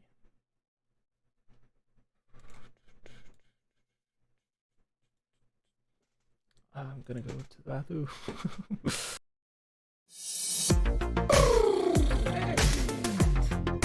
Hello everyone of the internet, it is your boy Nathan back again. We are here with the exciting content I promised. Today I am giving an extent of myself away for content. Today I'm gonna be using this blue powder called bleach and I'm gonna be bleaching my eyebrow. That's right. About 1 month ago for the content, I was live streaming on Twitch and I failed at giving myself an eyebrow slit. No.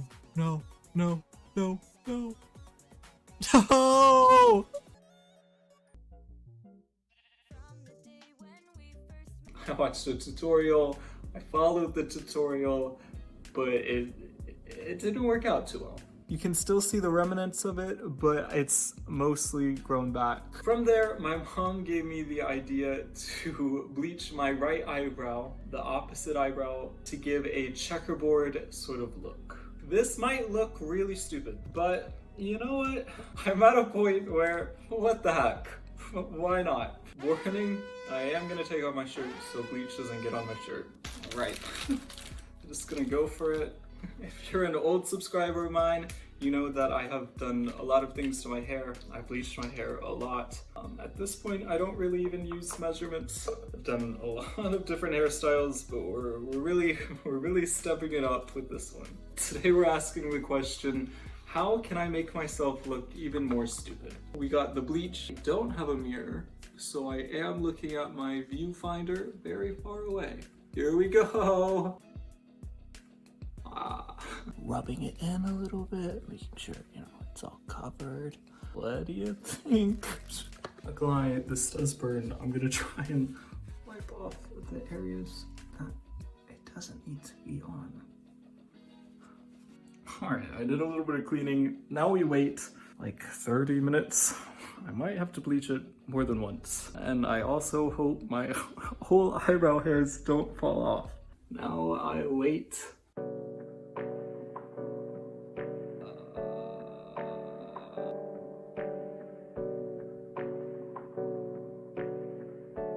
It's been 2 minutes. I am glad to report, however, the stinging does go away after a little bit.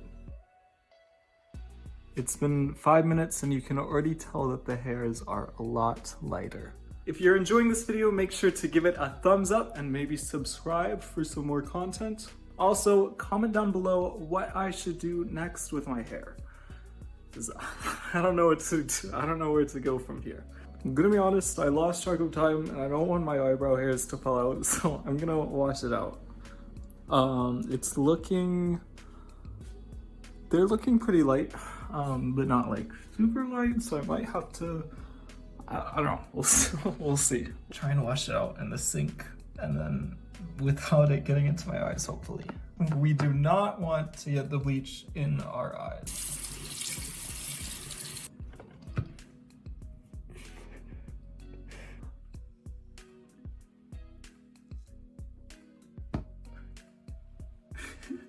It kind of looks like I'm missing an eyebrow. Alright, here it is after the bleach. It looks like I missed a little bit of it. It's very light. It kind of looks like I'm missing an eyebrow. Oh no, oh no. So my eyebrow's now orange. It looks actually very stupid. From a distance, it looks like I have no eyebrow. Because it's orange, there's a possibility that we might have to bleach it again. But first, I am gonna try and use this toner that I use for my hair. This would be great to do in a mirror and not in my view. All right, I leave it in for 5 minutes. Hopefully this turns out well. Oh, I'm hoping. All right, let's wash it out. That did not help at all. Eyebrow still orange. Just gonna have to bleach it again. And here it is after the second bleach. It's lighter, it's not as orange. It matches this more. I did it. It looks like I'm missing an eyebrow. Do I look stupid? Yes. It's not really showing the effect that I was hoping it would. This is it. Looks like it's shaped up. That's what it looks like. But I knew that's what it was going to look like. You look like an albino on one side. I hope you enjoyed this video. You'll be seeing more of one eyebrow Nathan in the future. I'll see you all later. Goodbye. Oh, what? Ew, there's an endermite in my room. Gross. What the hell? Ah, get out of here. Shoo. Stupid parasites. Wait a second. That gives me an idea.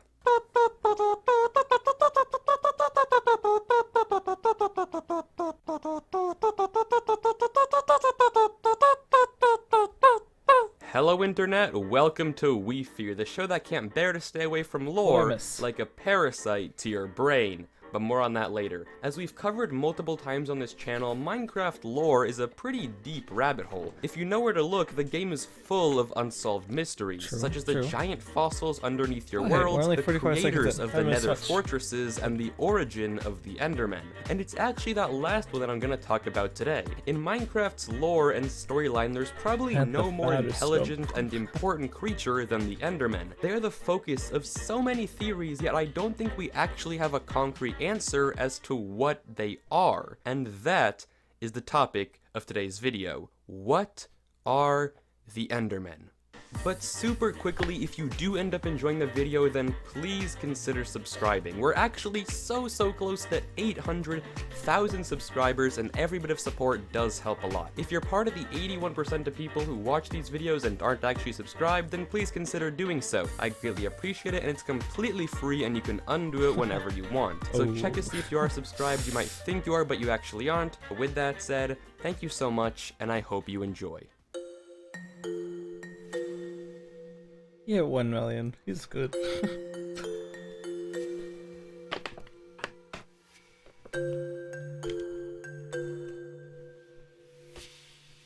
Across every major theory about Minecraft's lore, one aspect remains consistent. Endermen. They're everywhere. They're the core and secret to every popular Minecraft narrative, and they hold the key to fully understanding one of Minecraft's largest unsolved mysteries. From the ability to pick up blocks, to having very human-like sounding sound files, to straight up being able to teleport, Endermen are so much different from the world around them. So, what are they? To start off, I think it would help to briefly compile a list of all the notable aspects that make Endermen so interesting and different. Thing number one is obviously teleportation. Apart from the shulker, which doesn't seem able to control itself, Endermen are the only mob in the game that can naturally teleport. They're the only mob that can be found in every single dimension, but how do they do it? What gives them that power, and how does teleportation work? The second noteworthy thing is their human-like characteristics. The Endermen can place and break blocks like the player, and their sound files seem oddly human. Here's an example. Maybe they share some connection to us as Steve. The third notable thing about the Endermen is the regression mechanics. The Endermen will only attack the player if we look directly at them, but won't attack us if we wear a pumpkin. And more interestingly, while they're often classified as a passive mob, this isn't true at all. Endermen will unconditionally be aggressive towards Endermites, small pests that just lay around and exist. Endermen will attack them for seemingly no reason. It's the only mob in the game they're aggressive towards. Why is this? What exactly is the Endermite, and why do Endermen hate it so much? Now that we have those questions established, I think the best way to answer all of them is with this one question. Where did the Endermen come from? What is their origin? The current theory of fake theory. It's like Spider-Man. Bug bites human. Human radioactive bug bites human. Human becomes Spider-Man. Endermite bites a Steve. Steve becomes Enderman. But their life is a lot worse, so Enderman hates Endermite. That's my theory. Minecraft proposes an interesting narrative. This theory was popularized by MatPat over on The Game Theorist, and I am aware that Retro Gaming Now, a more lore-focused YouTuber, does have a differing theory. However, for better or for worse, since more people watch MatPat, I'll be focusing on his story. Simply put, there was once an ancient race of builders in the Minecraft world. However, due to some unknown disaster, theorizing that's so... That's a little BM. Since more people watch MatPat, his theory is more correct, probably.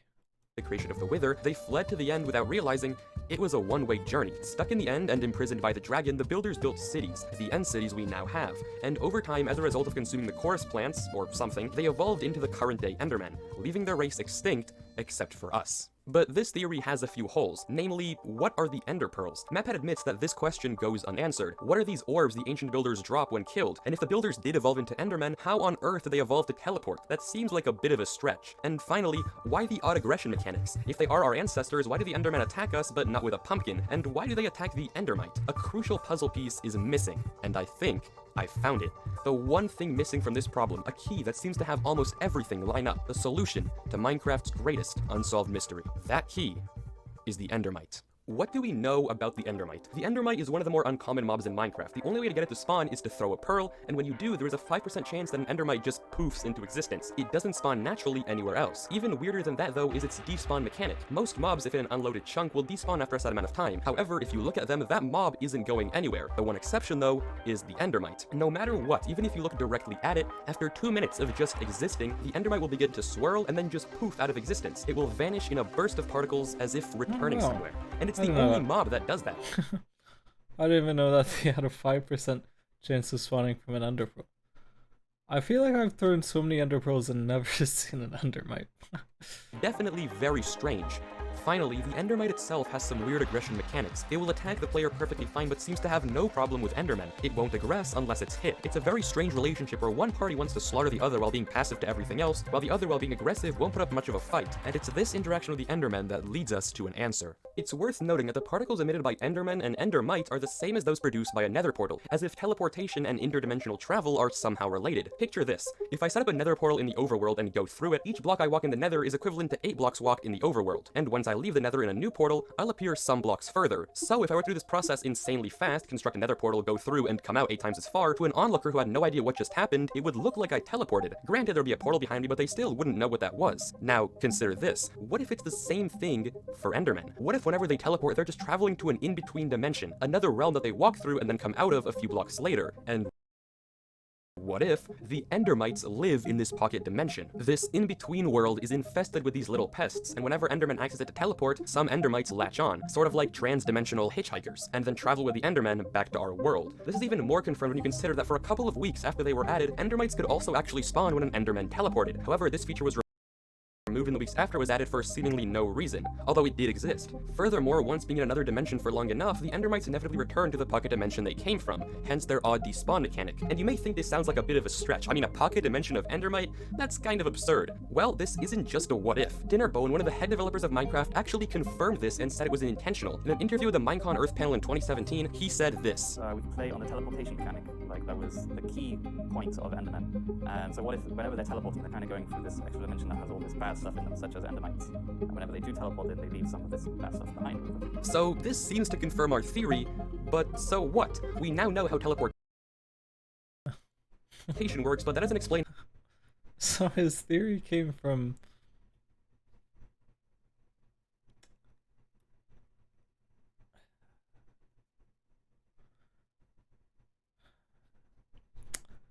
I thought he was so smart and that he came up with it himself. His theory came from a developer who said it. And how Endermen can do that in the first place? Well, this relationship goes much further than just trans-dimensional hitchhikers. The Endermites, they're trans-dimensional parasites. Something you've probably never thought about is why Ender Pearls are actually called Ender Pearls. It seems like a strange choice when you consider the other options. They could be called Ender Hearts, Ender Eyes, Ender Brains, Ender Balls, but instead Mojang chose Pearls. Why is that? Well, let's consider how pearls are formed. Because they look like a pearl, but enderfied. By definition, a pearl is formed when an irritant, like some sort of parasite, wanders into an oyster or a mollusk. As a result, the oyster releases a defensive goo or fluid that traps the parasite and over time forms a pearl around it. And you can probably see where I'm going with this. The Endermite is that parasite used to form the Ender Pearl. The irritant. That's how a pearl's made? Wow.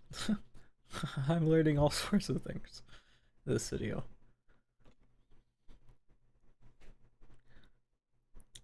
So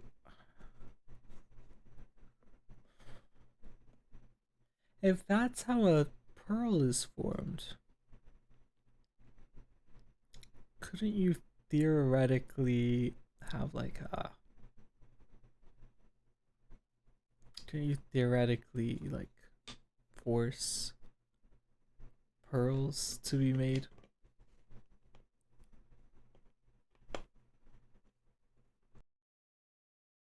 That causes the pearl process. And the oyster?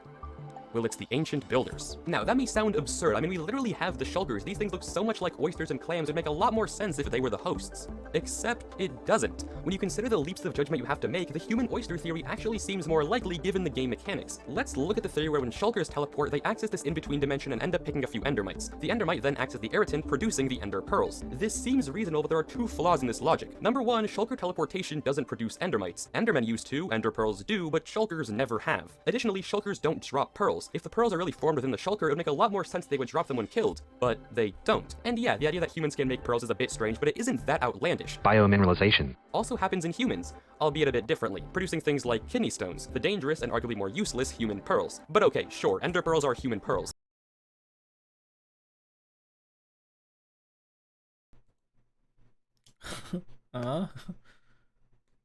We do?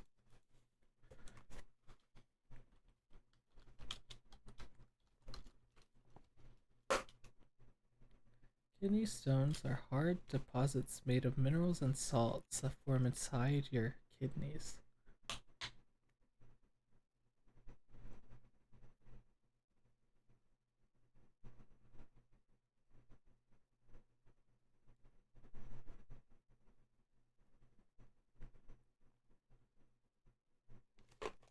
Why are they dangerous again?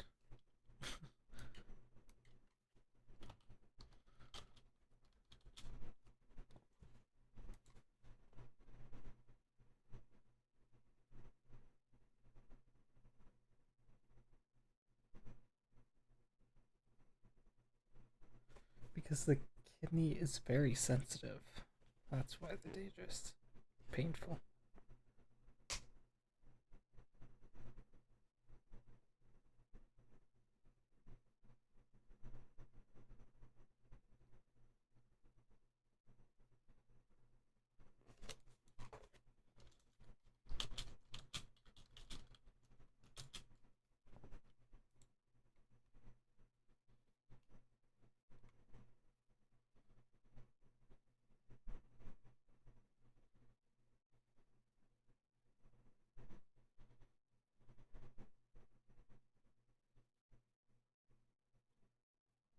Okay.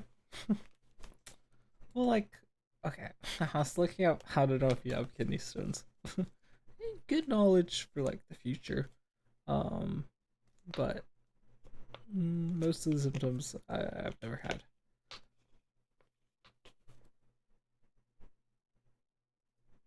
But sometimes I do feel like little pain. I think it's from something else.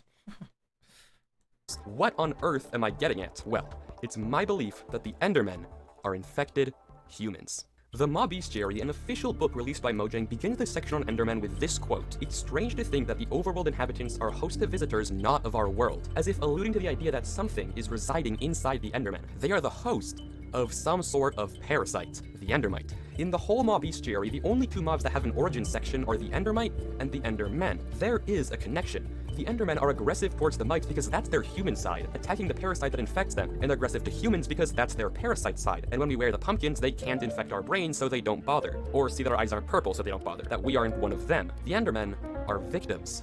Victims of a trans-dimensional plague.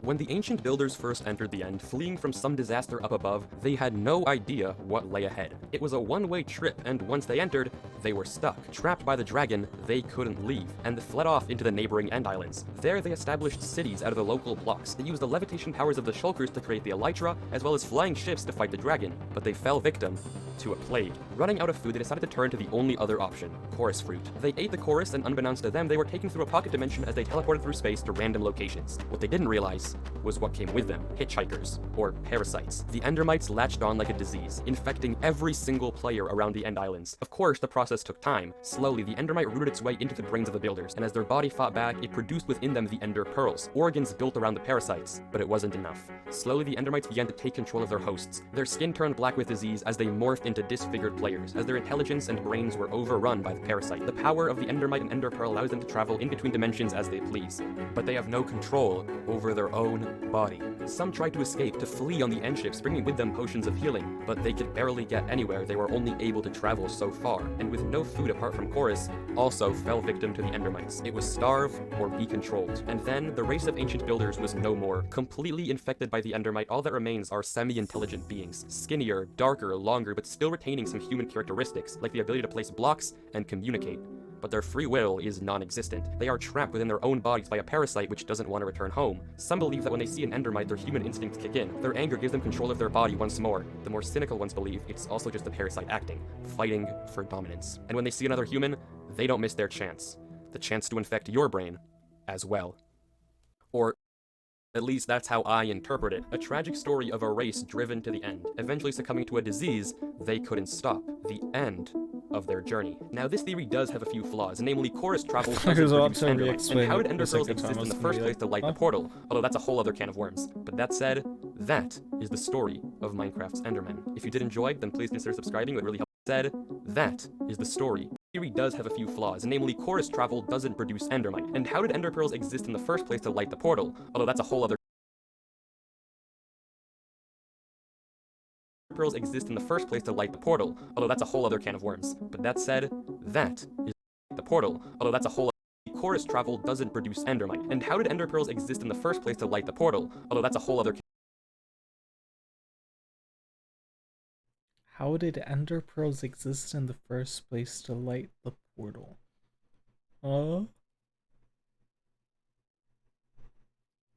can of worms. But that said, that is the story of Minecraft's Enderman. If you did enjoy, then please consider subscribing. It would really help me out. Thank you so much for watching. Please leave any feedback or ideas in the comments. I really do appreciate it. And as always, peace. You know what? I don't hate the theory. I think...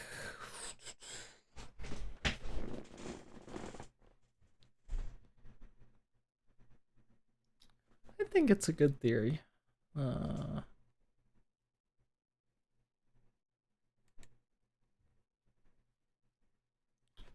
Pretty decent theory or something, I guess. Guess you could say that.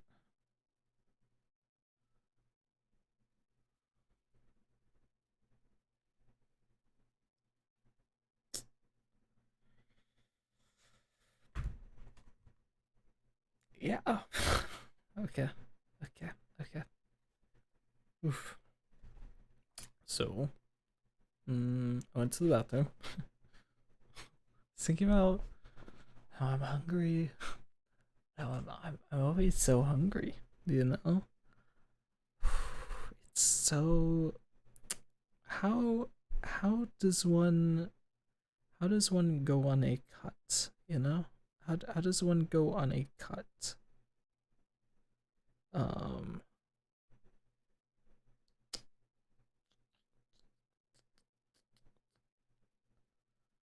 How does one cut?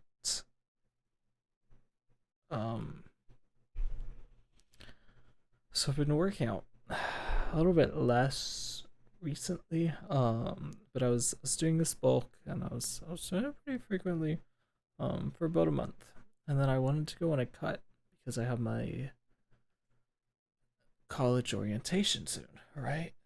So I have college orientation soon, and you know, I don't want to have a big stomach going to orientation, you know? So I'm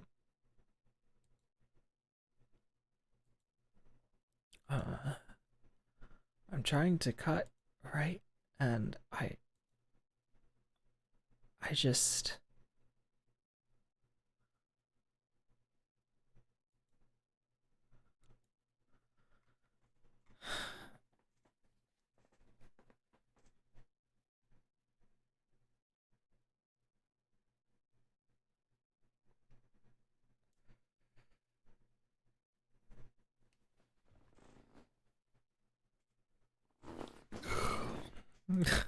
I don't know how to lose weight. I don't know how to.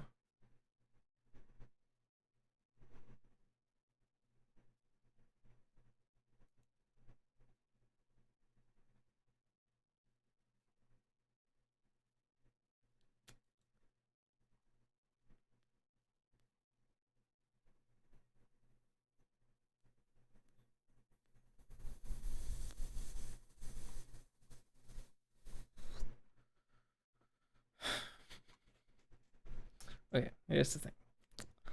I know how to lose weight. You know, I gotta be working out, or I gotta be doing exercise. I gotta be running. I gotta be doing cardio and stuff and things that are gonna, you know, make me sweat. which I've been doing a bit of. And part of the cut also is I also have to be doing the exercises that I was doing before the cut. To make sure that I am still you know, keeping those muscles that I gained, right? So I have to be doing a lot for it, and I also have to be eating not that much food, depending on how much weight I want to lose per week. But the threshold to lose 1 pound a week is 1,600 calories, and it's just...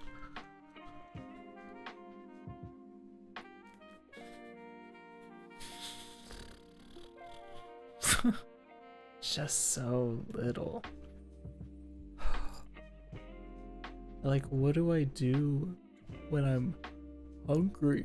You know? What do I do when I'm hungry?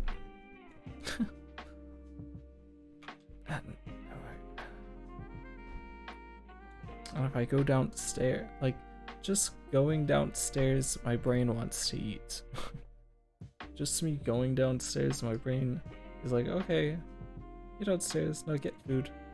I think I need to normalize for my body and my brain, like, being able to go downstairs without going to the kitchen and grabbing food. Just a little bit. just a little bit. But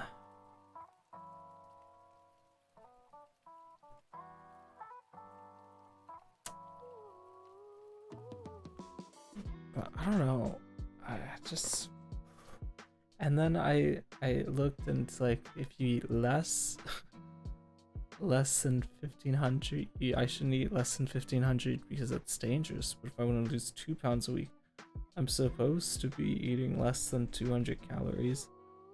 Or less than 1,500 calories, but then it's like, oh no, you're not supposed to eat less than 1,500 calories. So it's like, bruh. Do you want me to eat, how... I mean, I'm assuming it's, you know, eat 1,500 calories and then also work out a lot.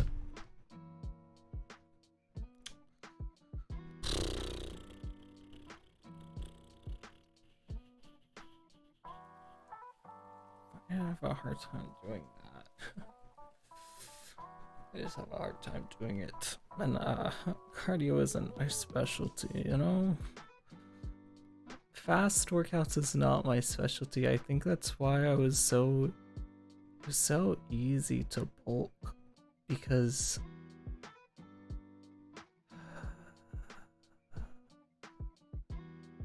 you know, you can eat a bit, you know, your eating's a bit less strict, and then it's just easier doing like slow workouts than it is doing like running and sweating and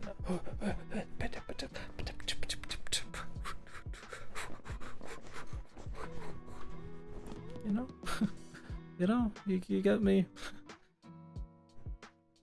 Which I guess is like why some people just do really long walks or something, which I could do. And I also saw something like I should be up and moving around most of my day, which is fair, but it's also like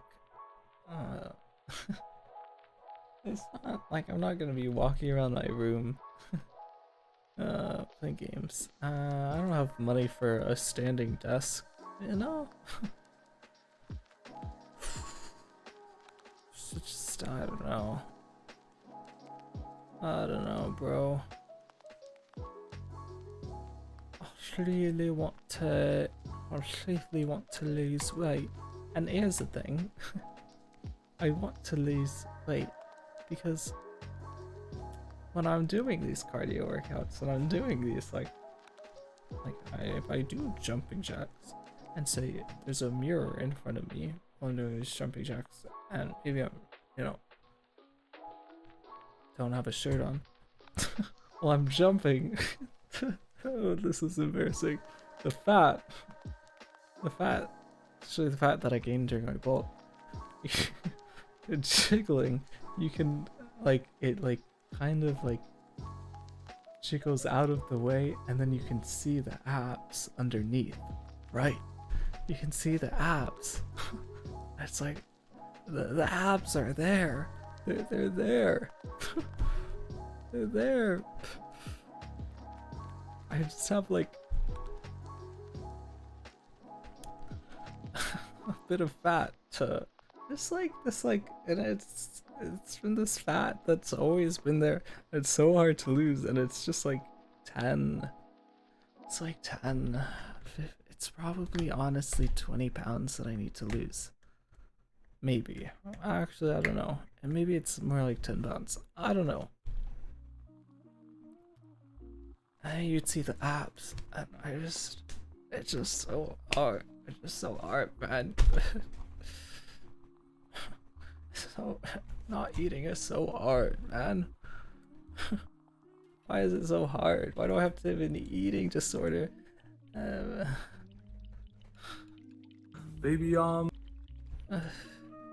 know, why do I have to have an eating disorder? Stupid eating disorder. It's fine. You know what? It's cool.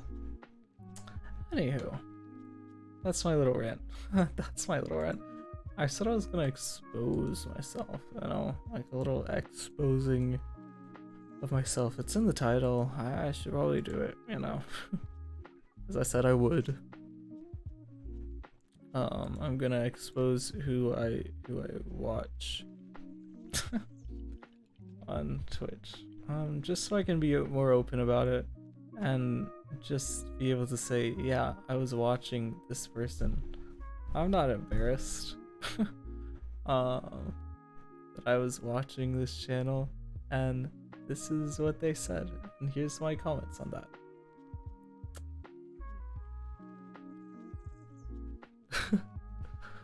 So it's been interesting. My Twitch journey on who I watch, it's definitely evolved.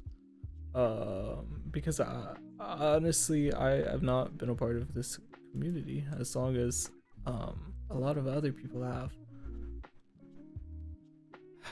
And I'll start this story from when I was from the beginning. How I found my way to Twitch. I found my way to Twitch pretty much from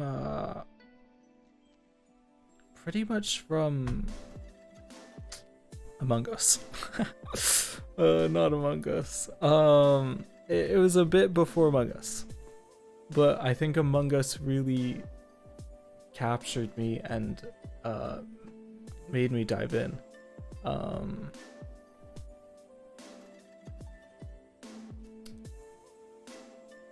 Right.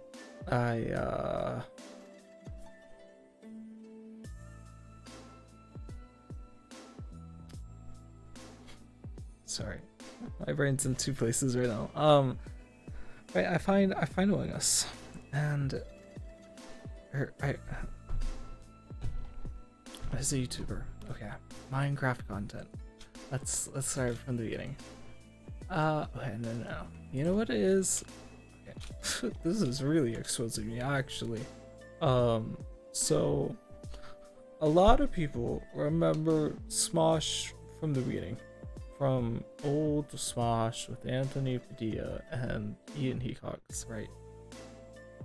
I wasn't on YouTube at that time.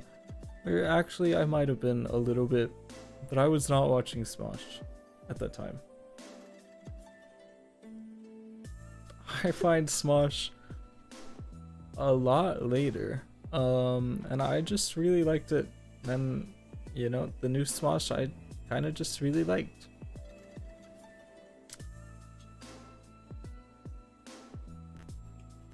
Is this the beginning? No, kind of. So this isn't the very beginning, but they announced that they're gonna start live streaming on Twitch. So that's part of why I look at Twitch, is because they're gonna start live streaming on Twitch. And previously, I mean, technically you could say I'm a beginner, really good fan of live streams, because the first live streams that I watched was GT Live. GT Live with MatPat and Stephanie.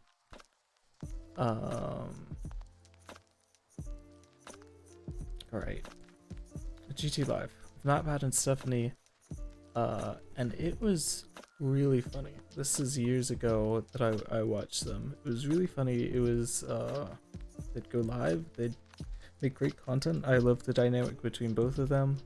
And I stopped watching.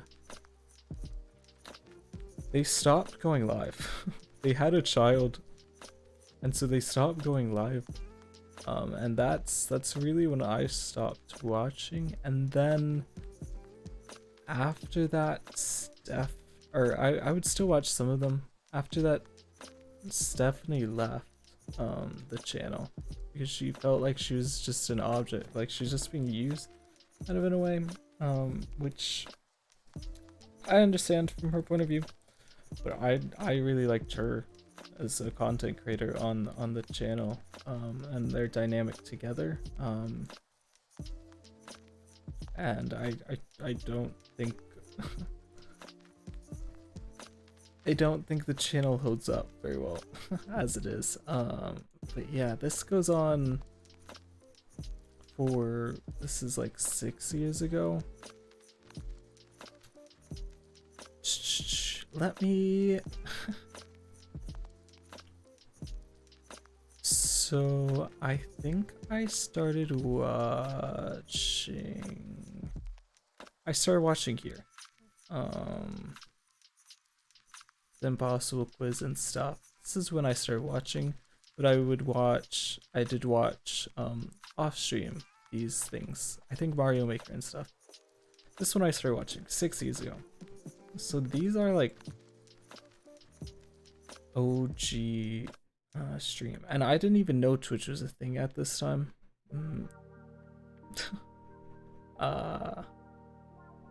This is what I was watching. I would watch this pretty much every single time that they went live, other than things like FNAF. I was never a big fan of, I've never been a big fan of FNAF. So I'd watch this channel all the time. And then recently, you know, they stopped doing live streams. Stephanie left. I don't think MatPat holds it very well on his own. Is that Stephanie? That is Stephanie. Interesting. But most of the time now he's alone. Oh. Does he have someone there? I don't know.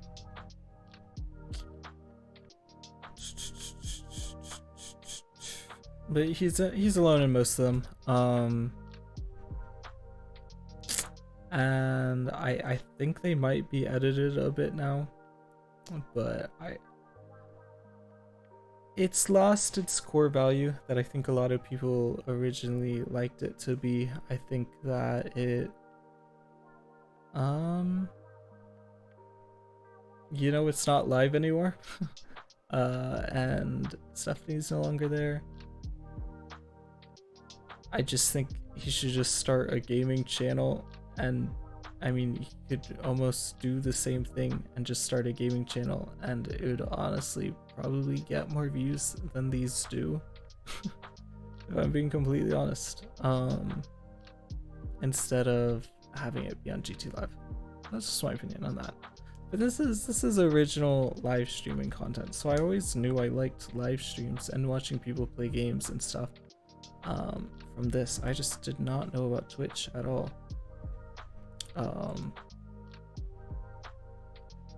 This is the original.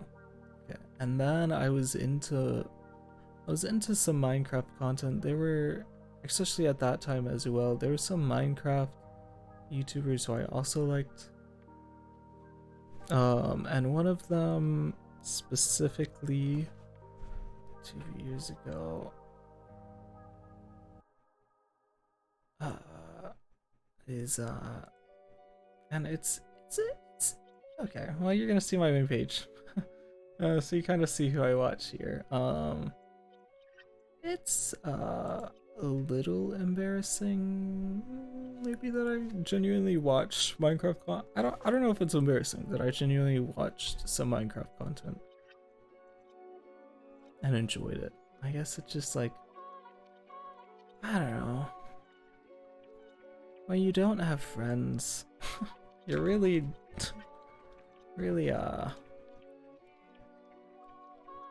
not doing much with your time, and it was enjoyable. But the content creator I watched was Shovel, and she said that she's live streaming on Twitch. So is Shovel and Swash. That got me into Twitch. Because they were both at the same time talked about live streaming on Twitch. So I found my way to this platform. Alright. And then what is it? Other people start live streaming that I watch on the platform, so I follow all of them. I mean, some of them not so consistent.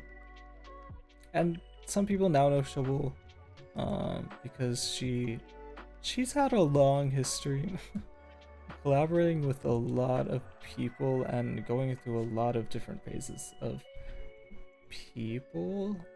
It's almost it's a little sad but understandable that she hasn't had a consistent friend group over the past years. Because she started with Skyda's Minecraft and then moved on to different group and then moved on to different group, and then now she's like hanging around with like Wilbur and other people like that. But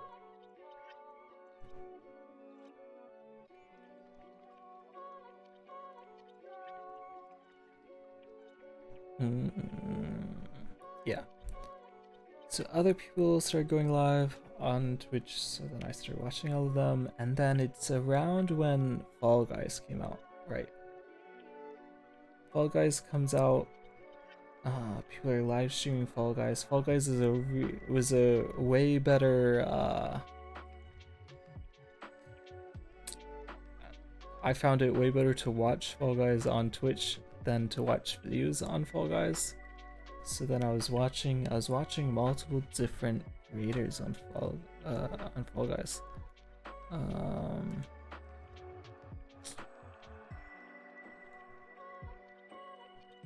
And just going around, yada yada, and then Among Us hits, right? Among Us hits, and that's just the best. I'm just admitting it. It's the best thing to watch on Twitch. And I might talk about it eventually sometime, but I think it's a very it's just such a watchable thing, you know. 10 streamers in a lobby. It's basically a TV show. 10 streamers in a lobby arguing who the two imposters are. It's like a reality TV show. The game is almost, and I think that's why it got so popular, because it's your favorite streamers in like this drama, but it's not like real drama. It's more just people arguing over who's the imposter, and people are getting eliminated one by one, either by the imposter or by whoever people vote out. It's kind of like a reality TV competition show, just in a way quicker form, and stuff. But I loved watching Among Us. If I'm being honest, I loved watching Among Us. And Shovel played Among Us, so I'd watch Shovel play Among Us, and I'd watch her. I think she was primarily who I watched, but then I just couldn't get enough of Among Us content. Shovel wasn't playing it enough. So then I found I would see who she would play with and go to their streams, and then I think she played with Corpse and other people, and then it was about the time. We're finally getting to around not where I am now. Among Us was a while ago. I go to the stream, it's Pokimane.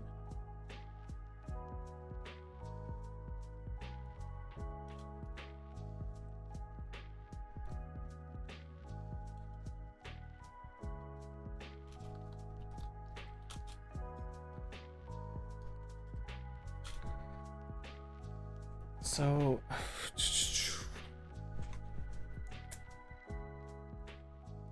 it's around the time that yeah, Among Us, I want more Among Us content. I see that Pokimane is streaming is live streaming Among Us quite frequently. And I never really watched Pokimane. I heard of her name multiple times before, but I never really heard of her or like watched her or really knew much about her. But I knew she was on this platform and she played Among Us, so I started watching Pokimane play Among Us, and it wasn't hitting. It wasn't hitting right.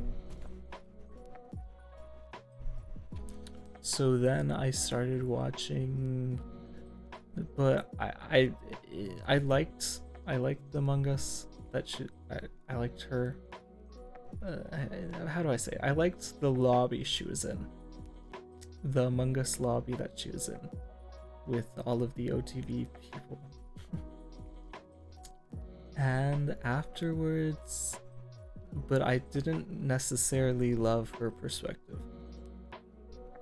So I started going to the other perspectives. And none of them were really that great until I found there was this girl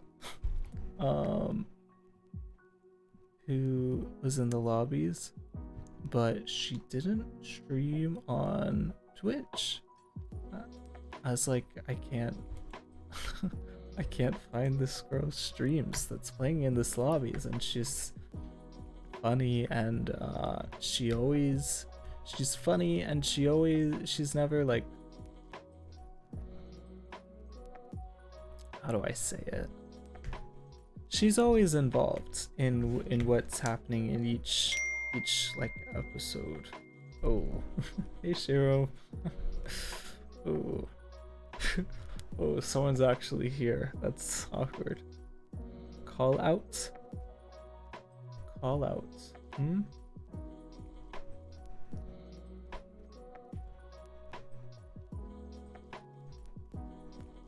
Is that what you're saying?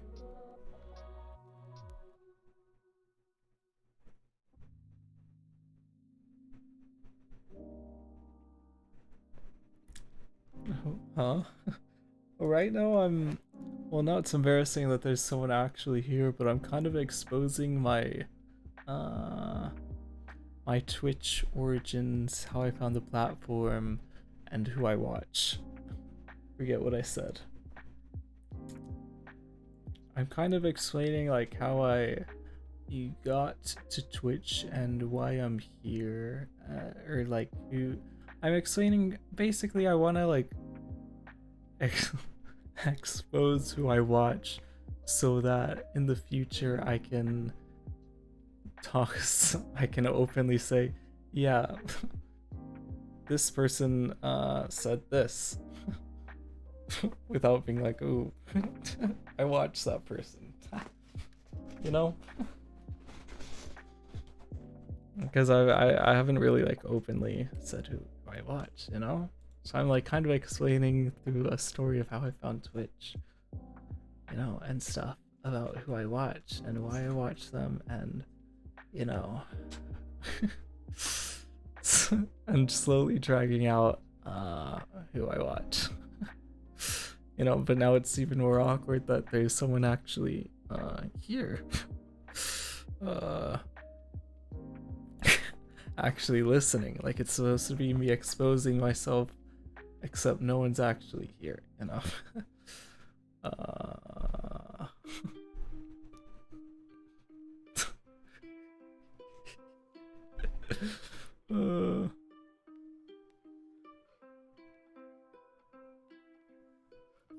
Oh, so all of this, let's keep in mind, all of this is happening during COVID, right? All of this is happening during COVID. I have no friends. I have no life. So of course I'm gonna watch Twitch. All right. This is when I found Twitch, right? During COVID. Live streaming. Right. So I'm at a point where I was watching someone play Among Us, but then I didn't get enough Among Us content, right? I wanted more Among Us content. And so I started watching Pokemon's Among Us content because I had always heard of Pokemon. I just didn't really, I'd never watched or seen anything she had done. So I was like, let's see what Pokemon's Among Us content. And I'm at the point in the story where I'm like, Pokemon's perspective in the content isn't my favorite. So I'm like looking at, but I love her lobbies, right? Her Among Us lobbies. They're funny. So I'm looking at the other streamers in her lobby. And you know, and the main person that I found that I watch still to this day. Sometimes don't stream because this person's streaming. What I noticed about this person in the lobbies is that they're always like, I feel like Among Us is like a reality TV show. This person was always involved in every like thing. But I miss Toast Among Us streams. So I don't watch Toast Among Us streams because I would not go to Facebook. I would not go to Facebook. It might have been Ray. It might be Valkyrie. Might be Valkyrie. I had to go on a journey to find her on YouTube.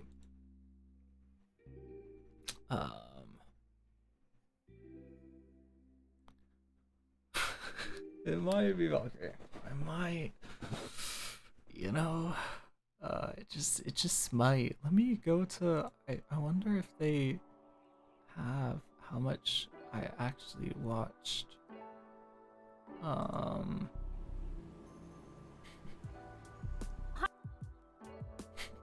Gosh, am I exposing myself by showing this list? I definitely am. Oh my. Oh my. Okay. Here it is. Yeah, I followed Toast back from his Hearthstone days. Yeah, see, I was not on Twitch back then. I did watch Hafu though during her Among Us. This is very exposing. You can see the little red bar on the little line. Obviously I'm not watching the whole streams. It just automatically shows a red bar for every stream fully across, but you can see there's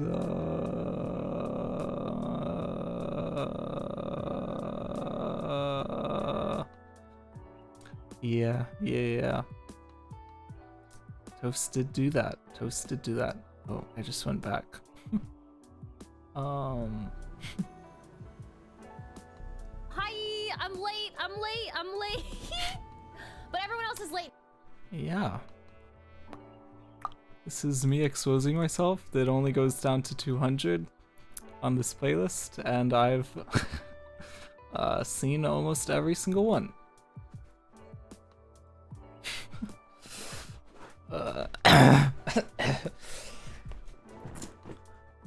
Listen, when I first found her, she was just relatable. whenever she would die, she would talk about her life, and it would always just be very relatable. And then she would be and she'd be funny, and then she would make some really big brain plays in the Among Us lobby, and she was always like, whenever she was alive, she was always like actively in the Among Us game. She'd always like every single time, it doesn't matter whether she's imposter or not, she's always trying to figure out who, like actively trying to figure out who the person is and speaking up, whereas other people like would just be quiet and be like, yeah, I don't really know. And still can't believe that she used to work at GameStop. She did do that. See, you know quite a bit about her too. Exposing yourself. You're exposing yourself. Oh. Yeah. So that primarily is I was and I watched a lot of her friends and I found to really like Boozley. It's relatable because I used to work at GameStop. I've never worked at GameStop. I've barely been in a GameStop. I think I've been in GameStops like the longest I've been in a GameStop is 30 minutes. I watch. Although I really like the Amigops play Gang Beasts. The Amigops, yeah. Or Overcooked too. I just really liked all of their content. I just think that they're funny and it was good content. And sometimes I'm not even like fully paying attention, but I just have it, on my side monitor. It's just good content to watch sometimes, And then I watch Boozley. I think Boozley's really funny. Awa, this background noise. Yeah. I think Boozley's really funny, and her GTA RP recently,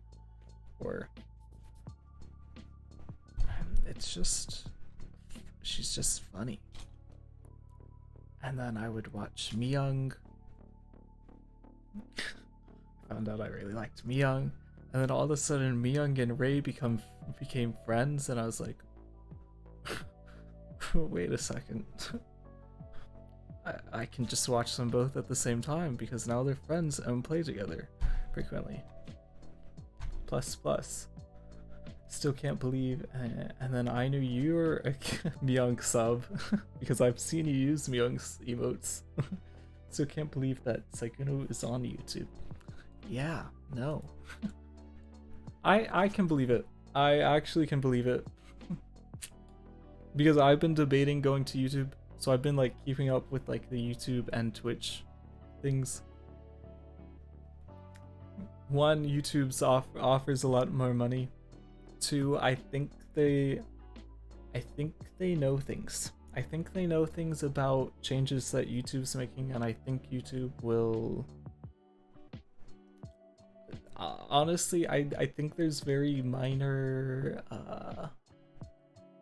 minor but like drastic changes that YouTube could make that would make YouTube streaming a lot better.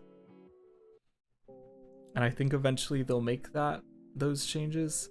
And honestly, just comparing Twitch and YouTube as a platform together, I don't think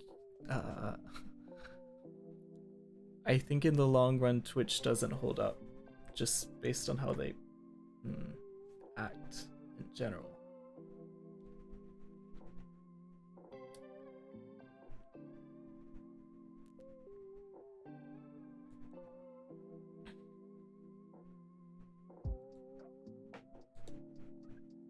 But that's just a guess. And Fuslie might be moving to YouTube as well. Also, this is what my friend said when I got affiliate, that Twitch as a streamer place isn't just stream turn a lot of money if you're going to grow, to be honest.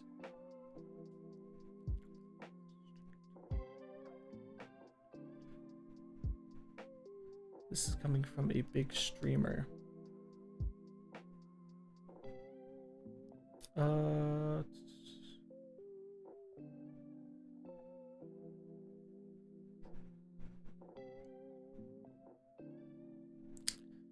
Yeah. Wait. Yeah. But I think I can't tell if I read your message right. That was his advice to me. Like earning money wise or growing wise. I'll need to make YouTube videos and TikTok videos.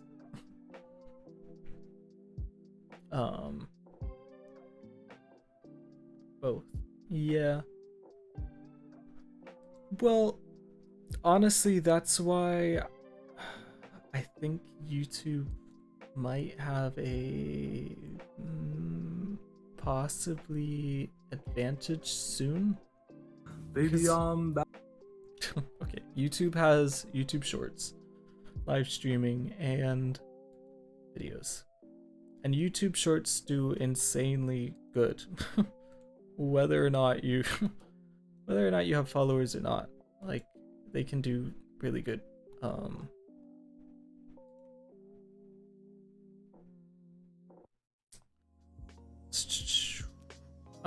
But because there's a lot of streamers you're basically competing with for views. Yeah, for sure.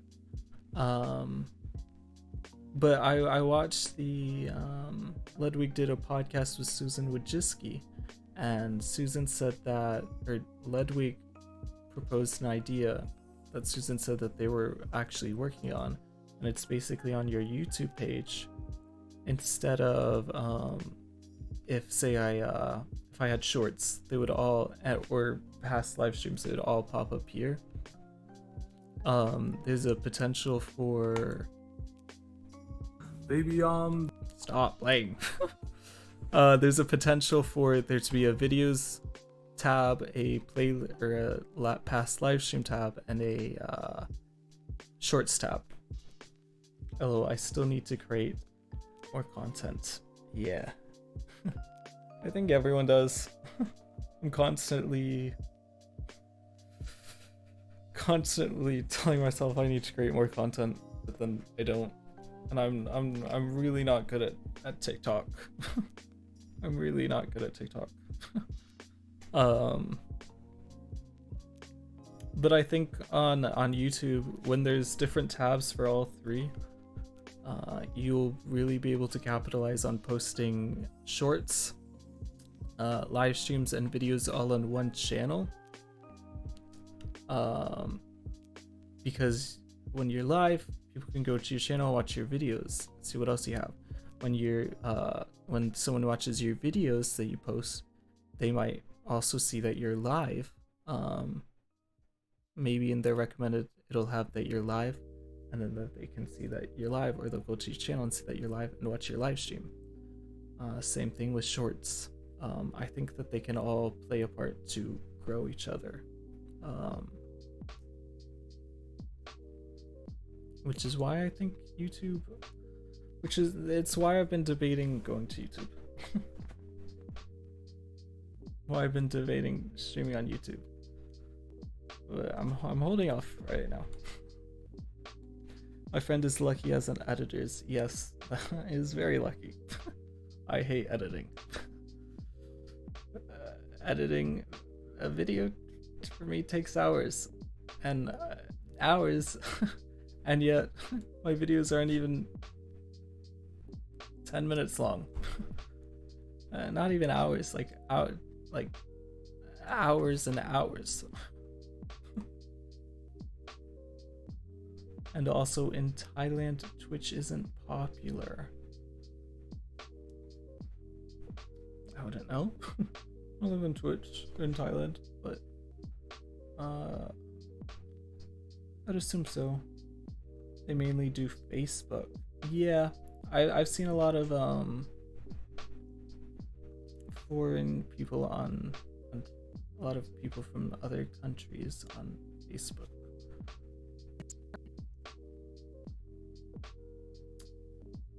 Which is the only reason Facebook gaming is growing better than YouTube gaming, is because foreign people, not foreign people, people from other countries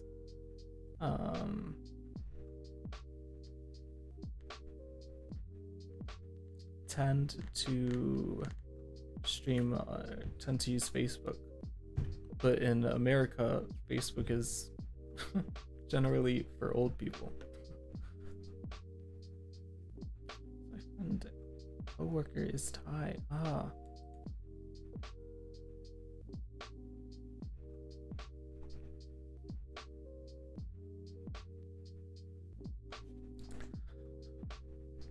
I could never stream. It's like, okay, boomer. Yeah, I don't have a Facebook. I don't plan on getting one, and I don't think I could ever stream on Facebook. I just wouldn't ever make a Facebook account. Just to, my thing about streaming on Facebook is all of my parents' friends would friend me on Facebook, and then they would join my live streams. And just thinking about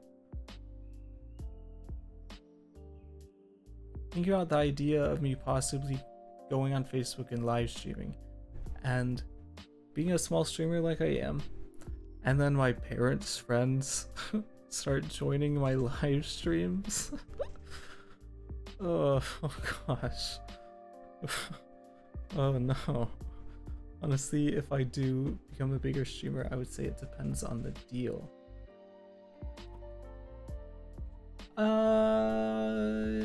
I think if you're an American streamer, I don't think Facebook can be a good deal unless you just want money. or I saw Facebook, because I did watch a bit of GTA. Facebook got a bunch of creators who were in the same GTA gang, and they all signed to Facebook. So it's like, if you're a group of people going to Facebook, it's a bit easier, but it's a bit toastable. Yeah.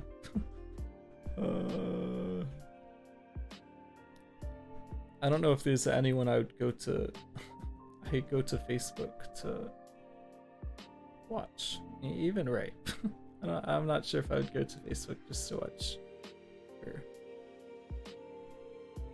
You can create a page and live stream it there. Then again, he went back to Twitch. Yeah.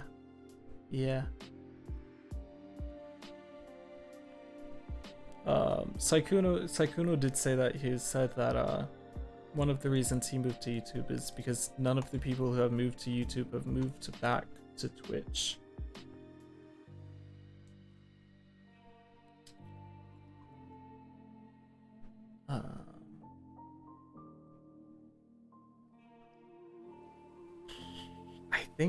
I think at the, I don't know.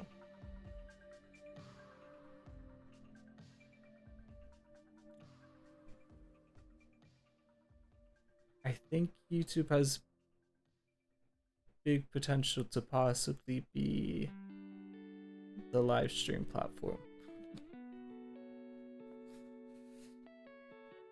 And I don't know. Like, I think they have the tools, and it's just a matter of time. But maybe not. Maybe Twitch will step it up a bit. You never really know.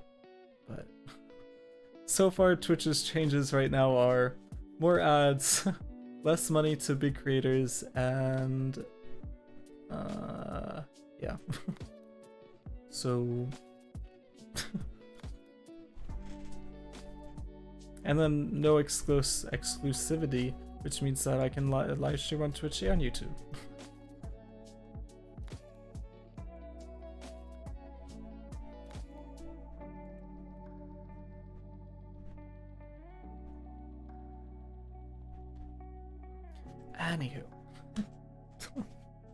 Back to exposing myself with who I watch.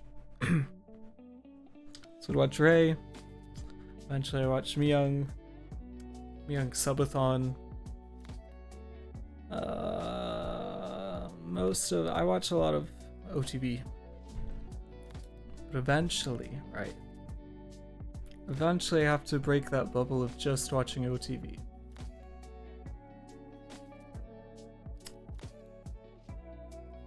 Yeah, I see Mizkif.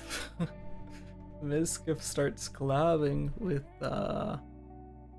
OTV a bit.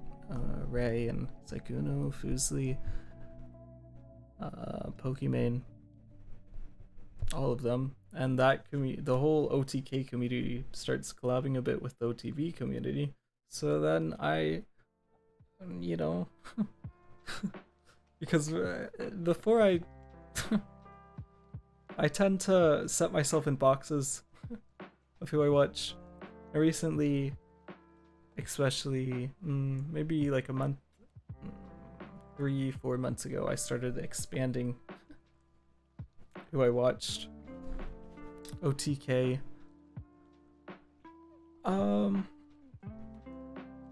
If I'm being honest, I don't necessarily, even after going through watching some of the streams, not a lot of OTK streamers do I necessarily really like watching. I think OTK's content, however, is getting better. Like as an org, they're getting better at, creating more content and stuff. But one of the streamers is Mizkif. And I'll watch a Mizkif stream here and there. I say here and there. I have not that many, but I have 30k channel points on Mizkif. Streaming in North Korea right now. Or not North Korea, Korea. I'm so dumb. I'm actually stupid. I don't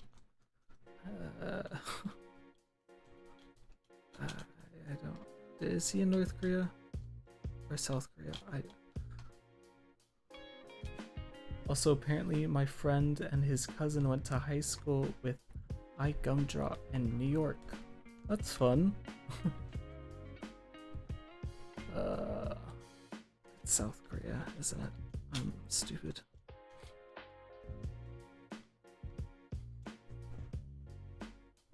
No, it's north. I don't know. It's south. South. Okay. Right? North is the...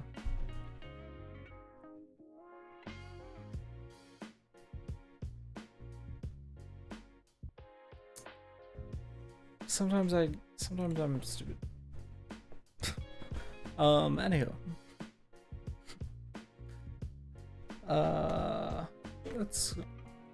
His cousin went to high school with Gumdrop. That's...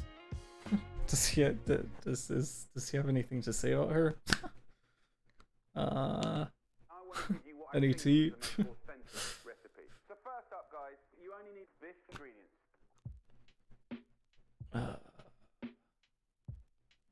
Because she's probably one of the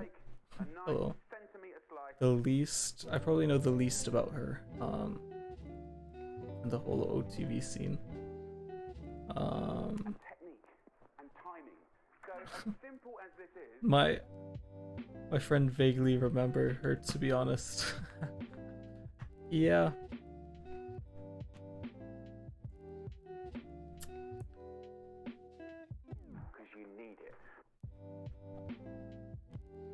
I thought of her, my first impression of her,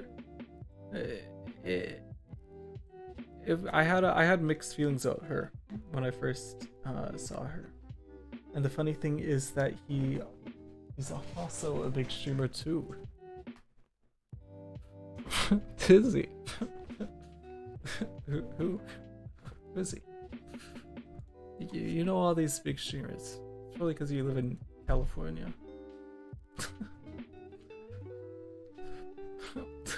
Out here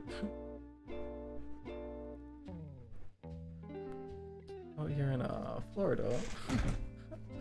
Live streaming is unheard of. I mean, I guess unless depending on where you live in Florida, but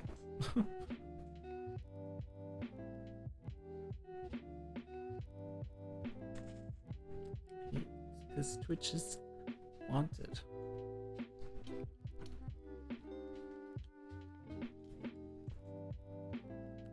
He's from New York but moved to Texas. Texas does have a big following. Sheesh. How about at 200k? Nice. That, my friend, is a thing of joy. Overwatch. Ooh, an Overwatch player, huh? Ooh, all Overwatch. You play Overwatch. And the other one is Kark.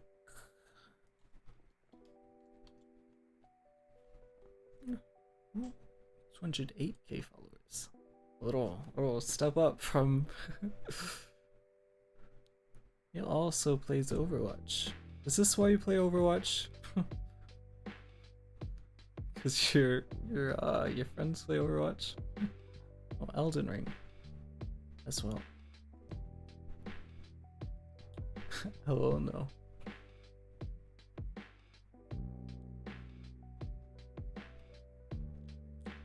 Yes and no, I guess.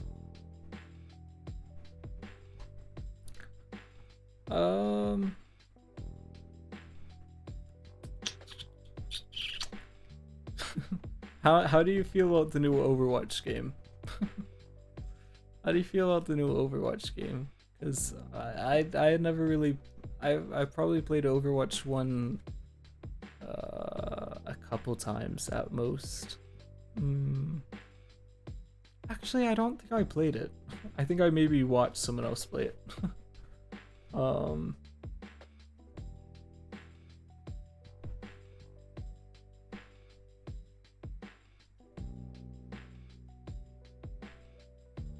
do you feel about the new Overwatch? It feels like a different game, to be honest. Really? Because I heard a lot of... I have the beta.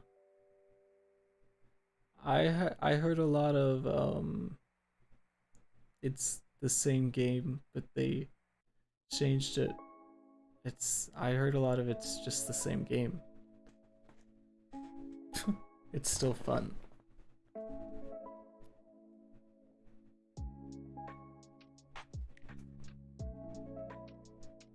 Yes and no, to be honest.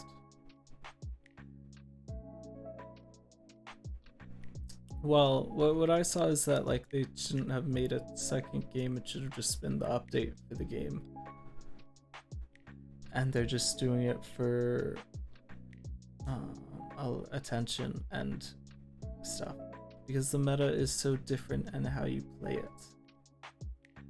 I can understand that because there's only 5 players instead of 6 players, right?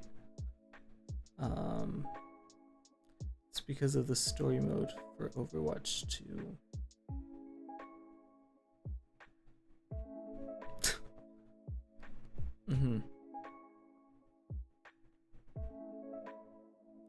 Right.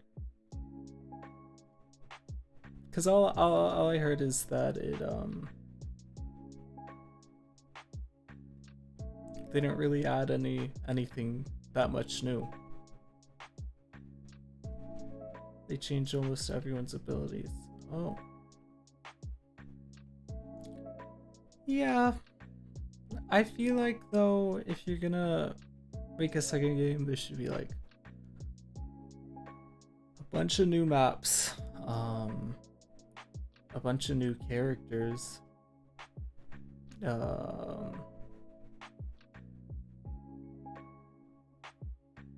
I guess it has to be the same game.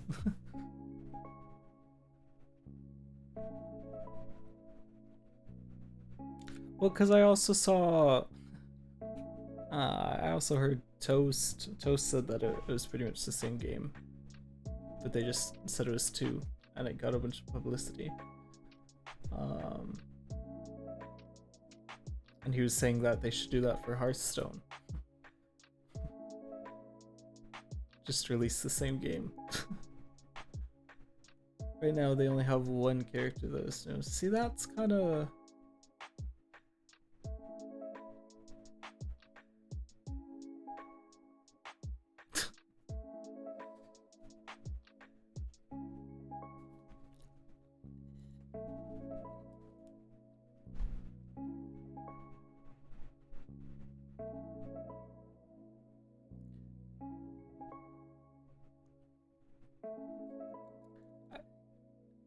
If you, I mean, just changing all the characters' abilities, just kind of, I feel like it's just an update to the game.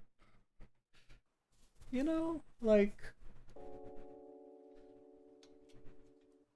that's what Valorant does to update their game. They change how each character's abilities work to balance the games and balance the characters, and it'll change the meta completely. But I also feel like people who don't play it often will think it's the same game.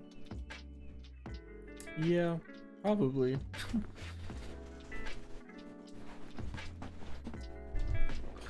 Oh, it's not even balanced. Yeah, well, they can't. You can't balance characters until you've actually seen people play the game. So hopefully it does get balanced. That's why Valorant's constantly making changes to each character. Because coming from pro players and top 500 players, they say it's a completely new game. Yeah, but I feel like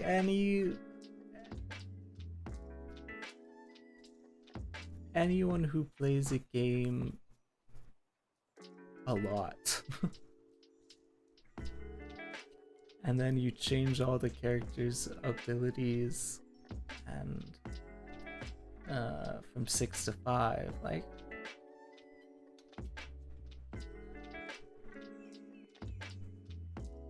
but everyone hates the new UI, lol.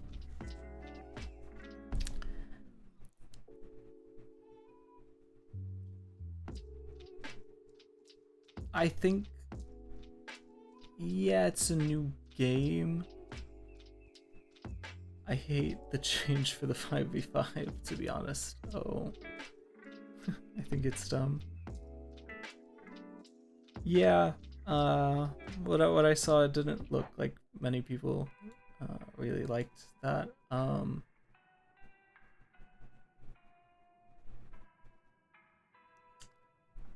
I think if you make a second game of your first game,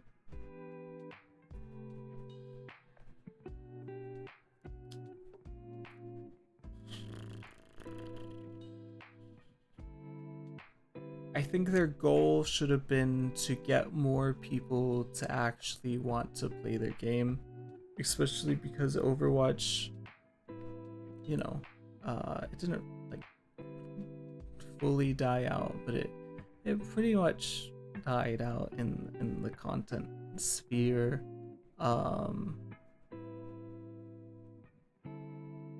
So you should get people to want to actually, new people to want to play the game, and maybe old people who used to play the game to play the game again. And I think that with the new game, it kind of just looks like, you know, they got some people to play it again for a couple days. I think it's not everyone hated it, but I do know that some old players did come back to it. Yeah, like XQC played it a little bit for a couple days, you know? Some people played it for a couple days, but I don't think it's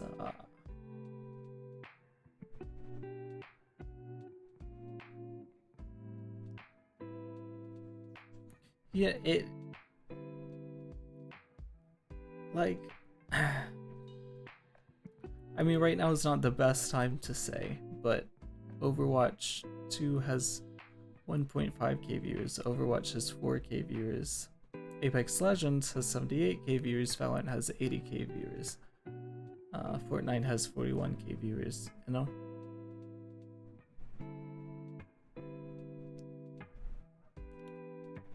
And it feels so nostalgic seeing old players I used to play with and against come back. Also, I appeared on a Kark's video, lol, and he speaks Kanto. Woo! Nice! Did he give you a shout out? You comment on the description? Oh hey, that's me. Something.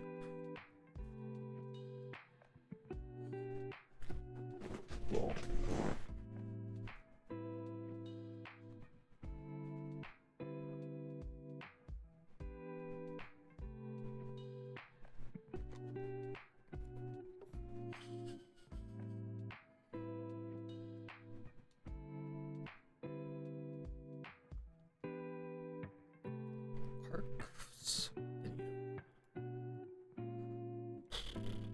I'm still trying to figure out YouTube.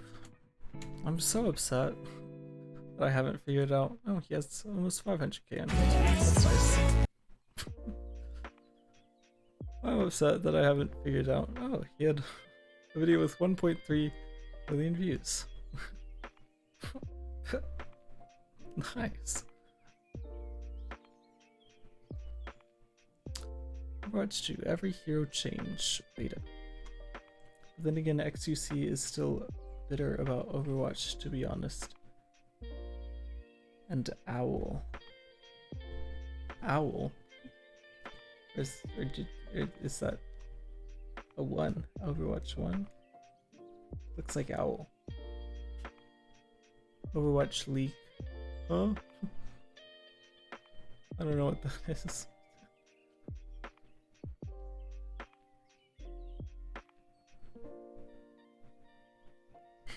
Owl.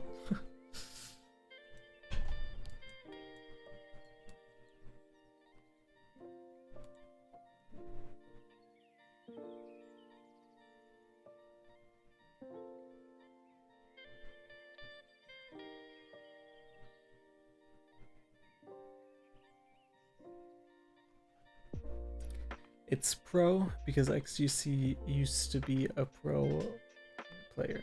Yeah. I know he used to be a pro player.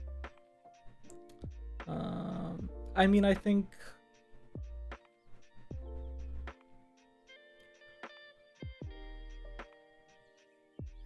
if you're a pro player in anything and you stop playing the game and you come back to the game,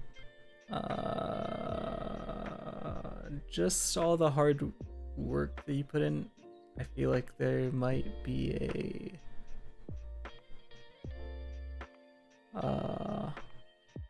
oh, you got black bald. Wait, what's black? What does black bald mean? Oh, I guess he did something. But I mean, I think a lot of things that like you might put in a lot of work that you step away from, there might be a chance that you just don't really want to go back.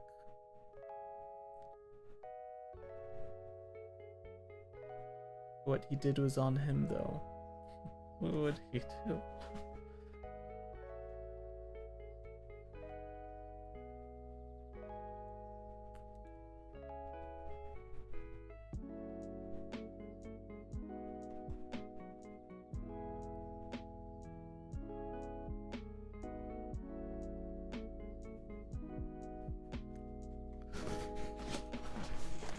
I'm legit so legit. My brain is so slow. I just don't think I could be a pro at anything.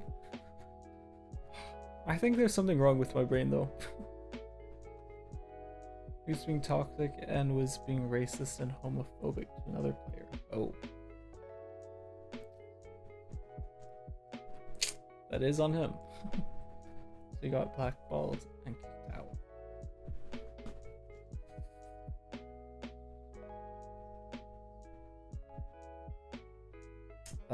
Yeah, that is on him.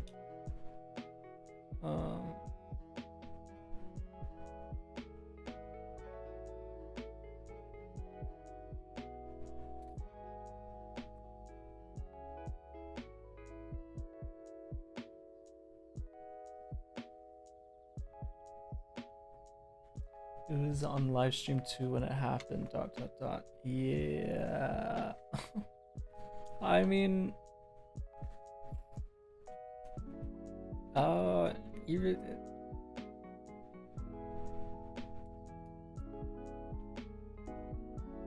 I don't, you know, and it was peek out to when it happened.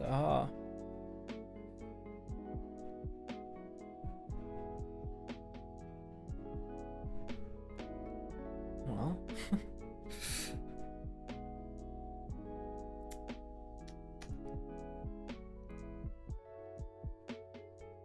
I don't know. I don't. I don't watch enough XQC to have like a full opinion on it. But he definitely shouldn't have done it.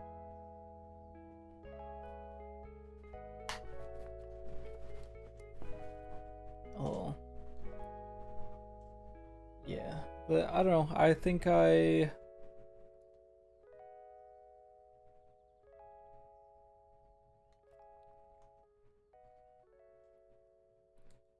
don't think I could go pro in anything. I think I have a problem. I think I'm really bad at understanding what I'm doing wrong. But I can I feel like I'm really good at analyzing what other people are doing wrong, but I'm really bad at analyzing what I'm doing wrong.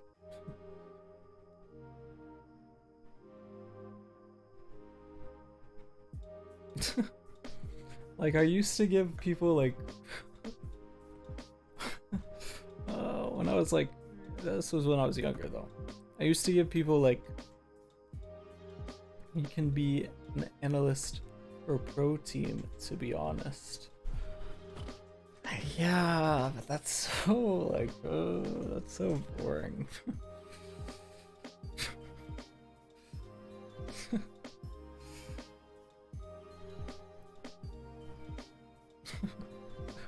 When I was like younger, I used to give people, I used to help with like people's relationships, and give them relationship advice. I wasn't even in a relationship or been in a long lasting substantial relationship to like give myself, I don't know. Like I had no qualifications to give people relationship advice, but I'd be able to like tell people, and not only that, like therapy, just like life advice, tell someone like, yeah, like you shouldn't be doing that and you should be doing this, and this is probably what's gonna help you the most, and this is what's hurting you the most. And I can like analyze a video and be like, yeah, this video sucks because of this and this and this. But then like, I don't know if I don't know if I want to be a pro player, maybe a content creator for a pro team, to be honest. Yeah, I'm not like saying I want to be a pro player, you know. That would be too much work.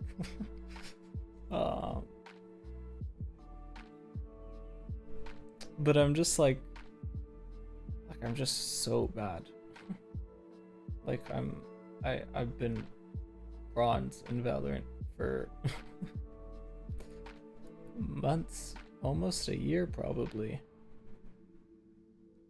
I did, however, you went semi-pro for badminton. That's pretty cool.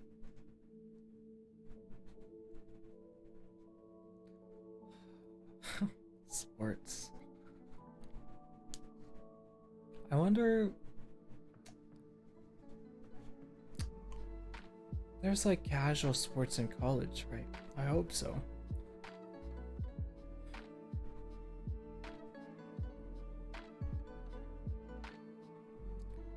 And the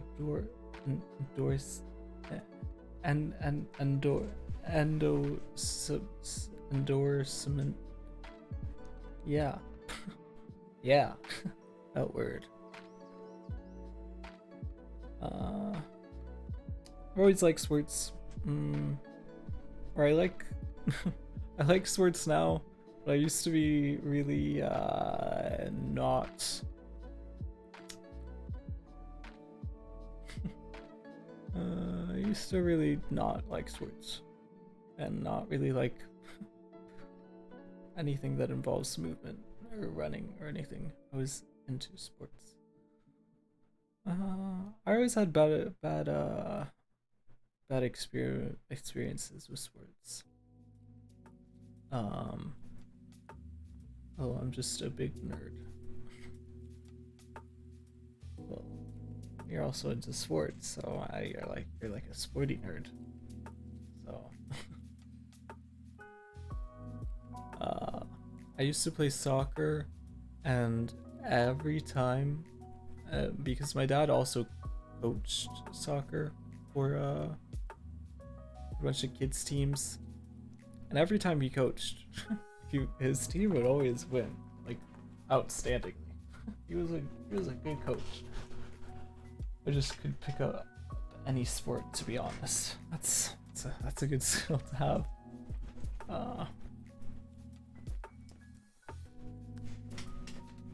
But my dad eventually stopped coaching, and every time I would be on a team that my dad wasn't coaching, I just have a really bad experience with the coach.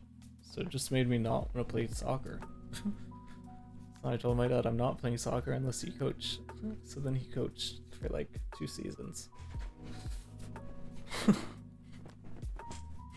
and then he couldn't coach anymore.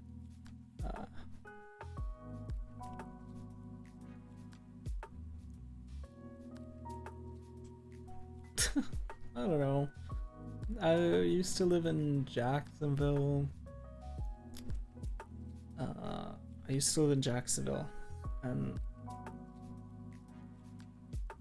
I was on, literally, my school had the worst soccer team possible.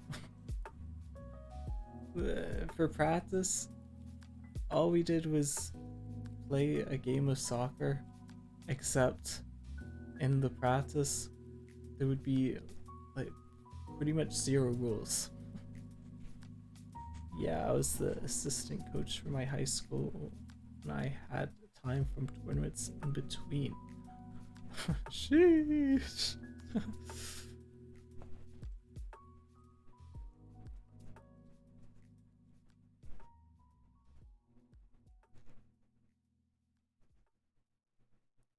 Nice.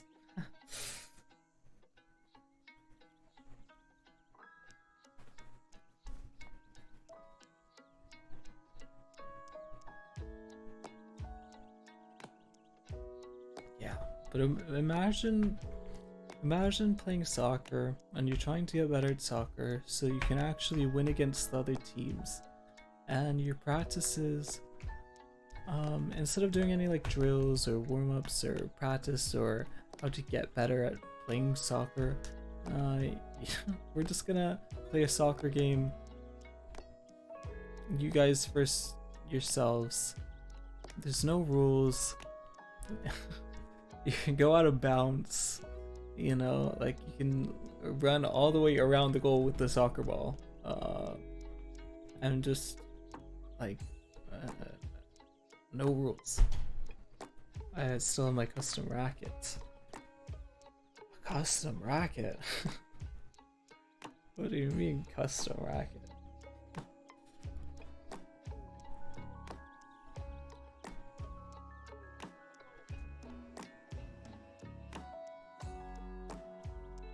Oh yeah. Oh. It wasn't fun. It really was not fun. Especially because we lost every single game. We legit lost every single game. And my coach did not care. It was specific built for me. Wow. Fancy.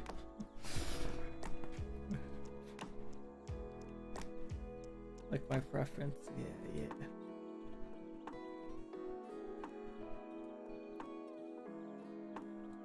Do you have like trophies? Do you have like a wall of trophies?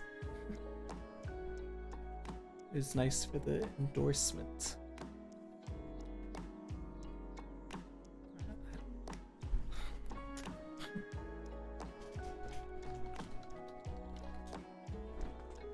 An act of giving one's public approval or support to someone or something.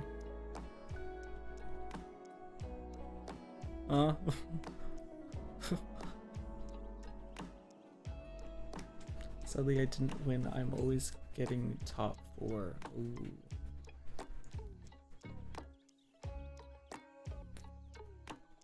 Top 4 out of top 4 out of 4? Or like top 4 out of like 50? Like that's 2 different things, you know? But I did win a couple of small tournaments. That's nice.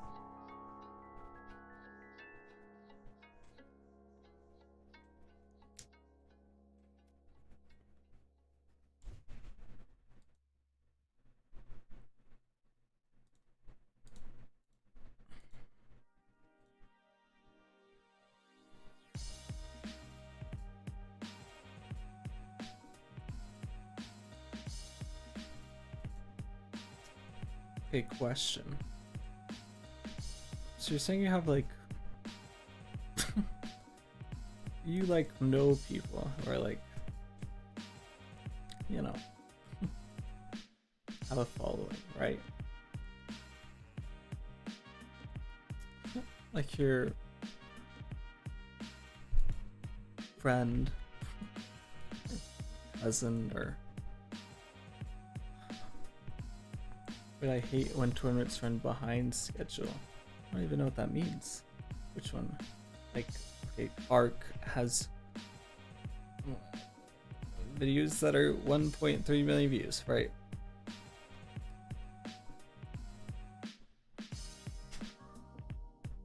On a recent video.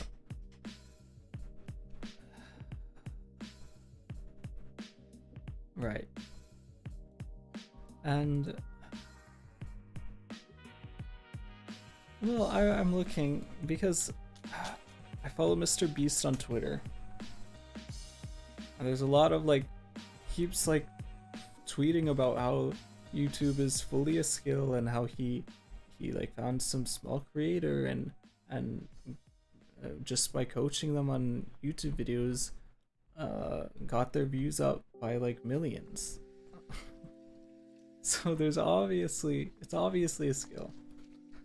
And here I am. Been making YouTube videos for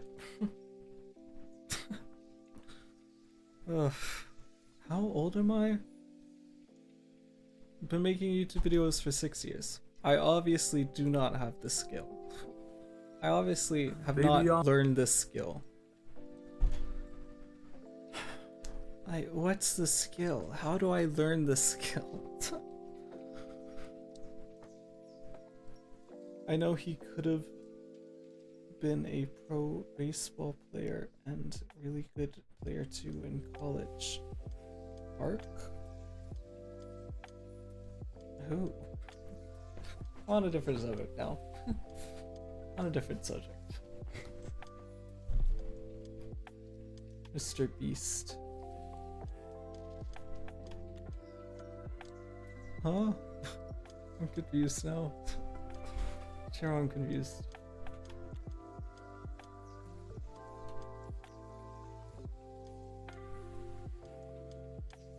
Your friend Kark has... Where? I'm confusing who is who. It's 500k on YouTube. Views insane. Right. Mr. Beast used to play baseball and he was really good at it. Okay. that has nothing to do with what I'm talking about. What I'm saying is there's a skill to YouTube and I don't know what the skill is. I do not know how to figure it out. I'm just asking if like maybe you've talked to someone about the skill of YouTube, you know? Like what is it? What is the skill? I just want to know. Oh, you should have seen when Kark started. Yeah, but I've been making videos for 6 years. The thing is, I've been making videos for 6 years. And I still don't understand the skill. Most of my videos aren't on my channel anymore. Because they're trash. I admit they're garbage, they're trash. But and I don't want people to be recommended videos that are trash. That I posted 6 years ago if they watch one of my new videos, but I just don't know. But then again, Kark does tutorials on how to be a better player.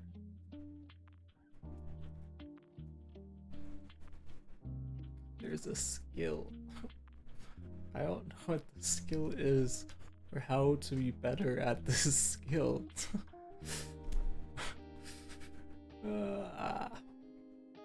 You know, he has multiple channels.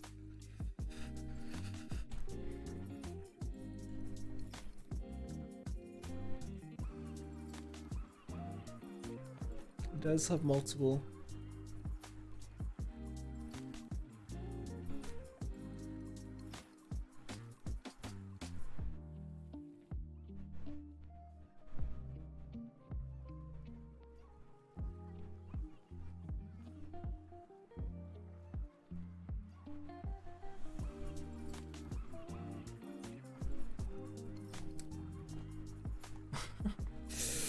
But I also feel that he's part of an esports team, so that also helps his views.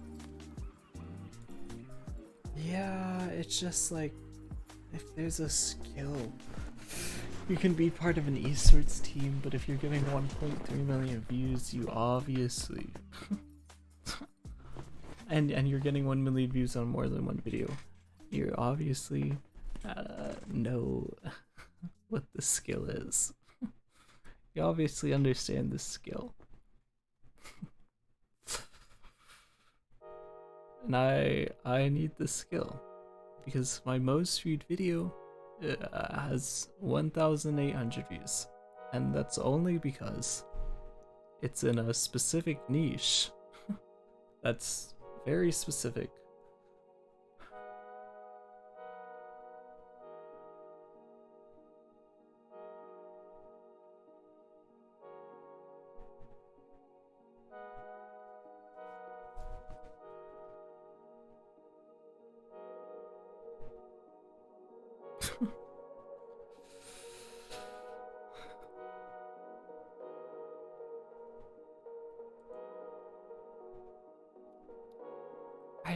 It's just like, I love growing and I love learning and I love being better as a person.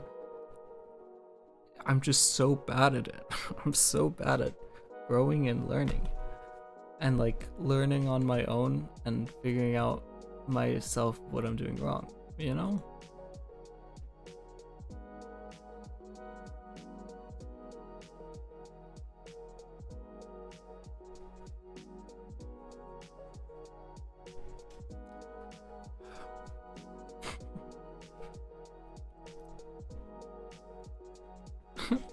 What is the skill to being successful on YouTube?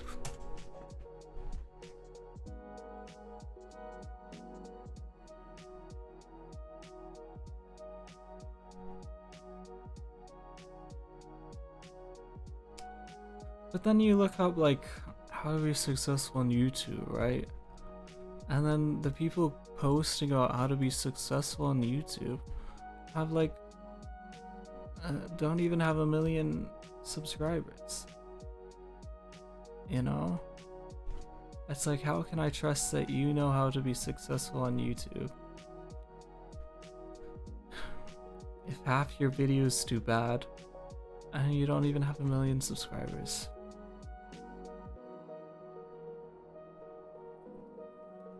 Not saying that, like, you know, Like 500,000 stars, that's still be good, but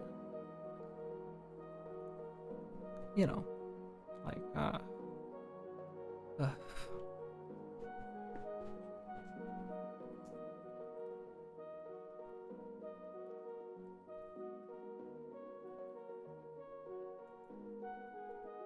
this girl. This video got 500k views. Must be good. Okay, we have the shoulder pad, the blazer, the business casual. So, let's talk about how I'm making 10k a month doing what I love. 10k a month. Hello everyone, it's Lynn. Again, I am here, vibin'. So let's cut to the chase.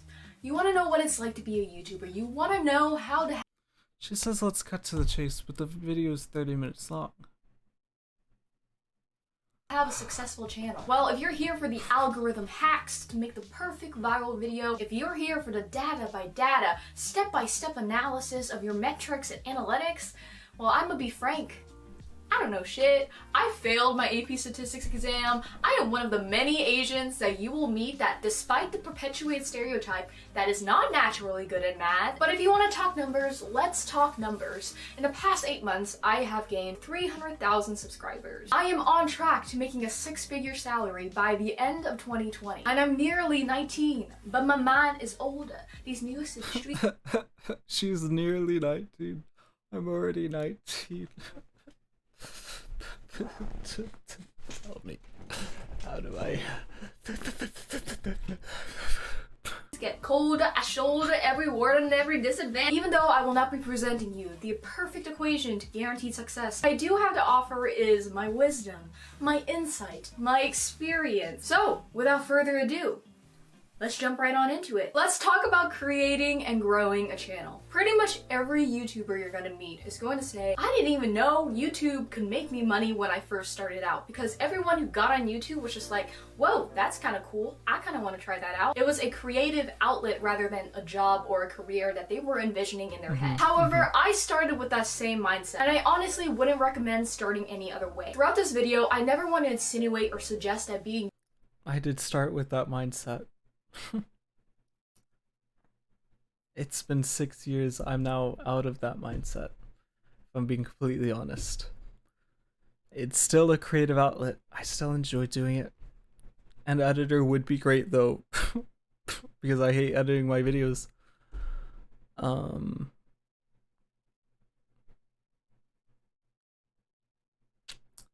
it's like at a certain point you've been making videos for so long, and you're about to go to college, and you're about to have to go into the real world where you're gonna start actually like needing money, and you're starting to think, wow, like I'm not gonna be able to do this thing that was a creative and outlet for me anymore, because I'm not gonna have money and I'm gonna have to be working for many hours, and they're just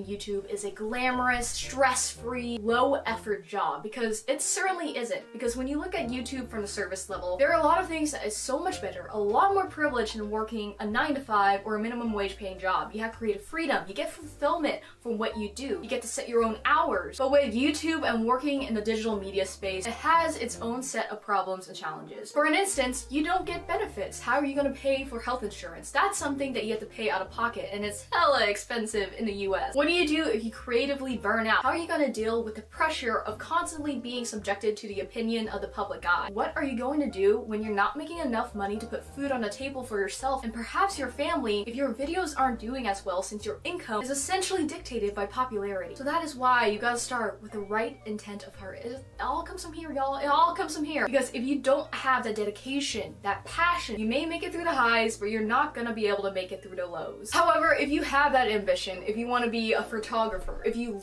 Also, why is she talking about health insurance? And she's not even 19 yet. I'm not even worrying about health insurance. And I am 19. I guess she might not be going to college. But I don't know. Are my parents paying for my health insurance? Do I have health insurance?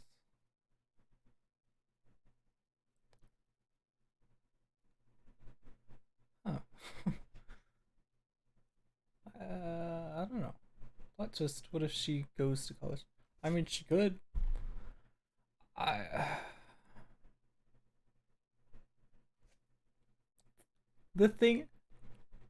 The difference between her and me is that I'm about to go to college, but I still have to edit my own videos. If she goes to college, she has the money to pay an editor. You'll still be on your parents' health insurance. I don't think so. I think it ended when I was 19. I'm not sure. I know my dental insurance ended when I was 19. Are you sure it works the same way in Florida as it does where you live? I don't know, actually. Yes. Oh. I don't know. Love fashion, if you love video gaming. Let's talk about the Why is she worrying about health insurance? She's 18. steps you should take when you're starting your channel and Those are how what to Obama grow. When passed it comes the to your law for. YouTube Oh. Right. channel, you need to treat it like a plant. If you water it sporadically, it's gonna grow sporadically and it might just die. But if you care and nurture for it on a routinely basis, you'll see development and growth. I started taking my YouTube channel a little bit more seriously because I recognized there was a lot of opportunity and potential into turning it into a source of income so I could pay for my very hefty, very big price tag college tuition. So in January, Oh, she is going to college. Wow, you guessed it. She can file independence and branch off from your parents. True. She has almost 1 million subscribers. What does she do? Let's talk about love. She doesn't even post that consistent. Can I be successful and only post 2 videos per month?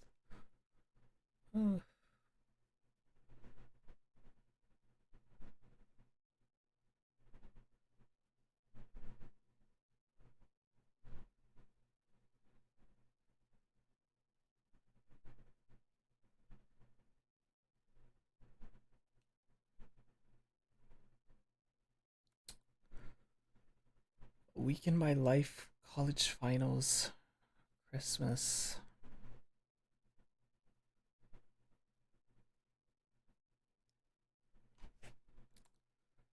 LOL.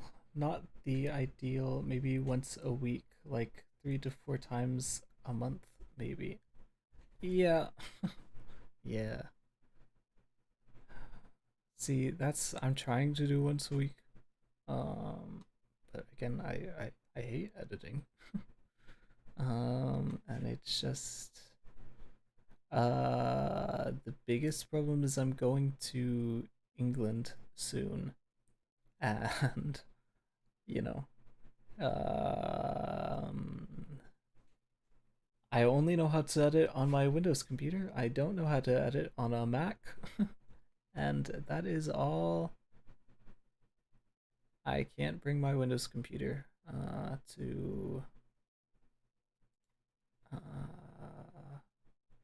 can't bring a whole desktop to England. So I don't know how to use the I don't know how to use the editor on my Mac. I have like what is it? Final Cut Pro or something. I I tried using it and it's so completely different from what I use now. Film Express. Even though Final Cut Pro is a paid program and probably better. It's so different from what I'm used to that I just don't know how to use it. Right, this is what I use, and then you know, Final Cut Pro, it's just, it works so completely different. Which means I have to pre-record videos, and then edit the videos, and then schedule the videos while I'm gone in England. Figure out videos to record in England, and then straight away edit videos when I come back from England and post them. And it's just, here's another advice from Clark. Q is wanted. Is that multiple?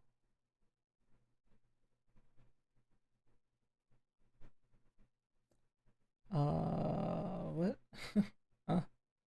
Here's another advice from Clark is wanted. Is that have multiple projects and finish it and then upload it, but you can have more time to edit and post more videos. Huh? Wait, what? Like multiple videos? Like,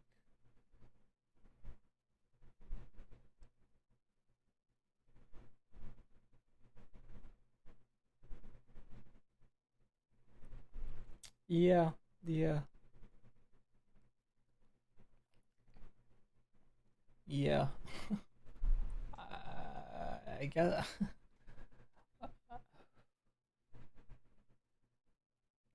No, I understand. I'm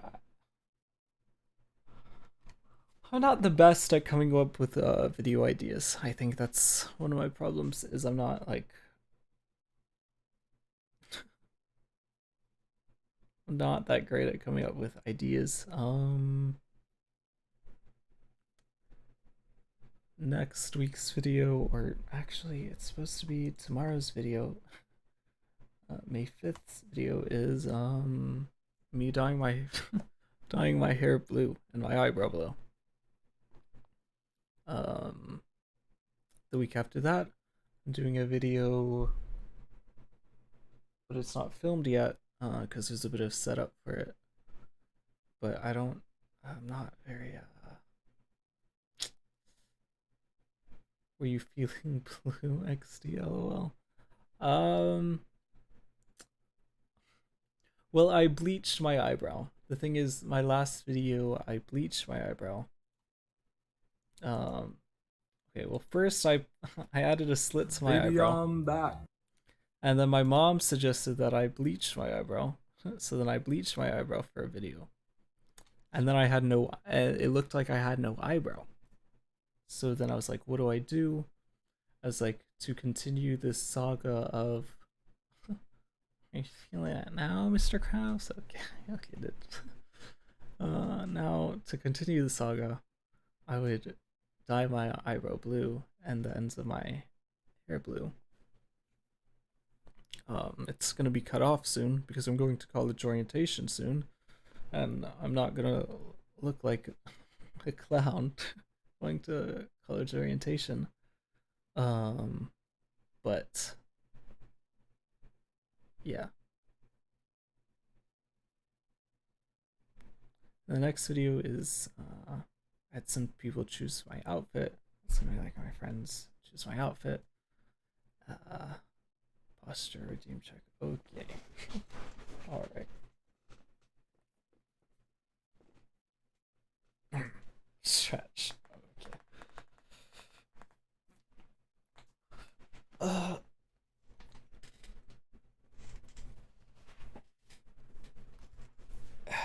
I'll stand up actually. Touch my toes.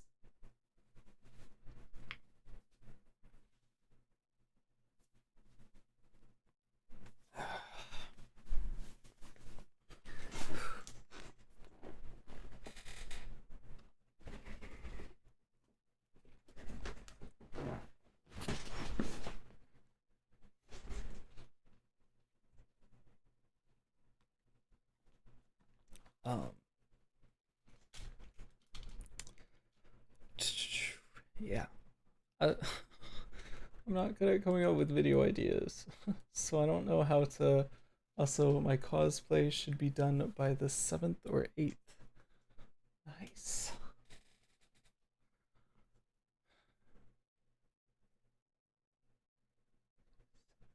Yeah.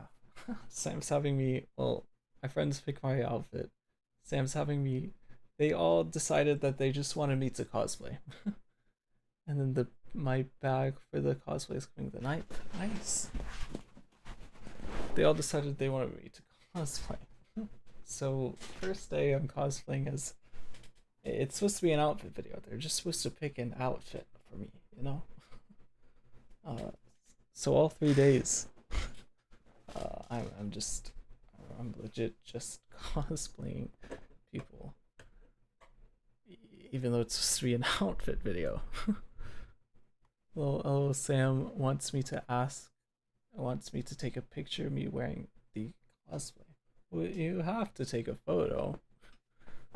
You have to.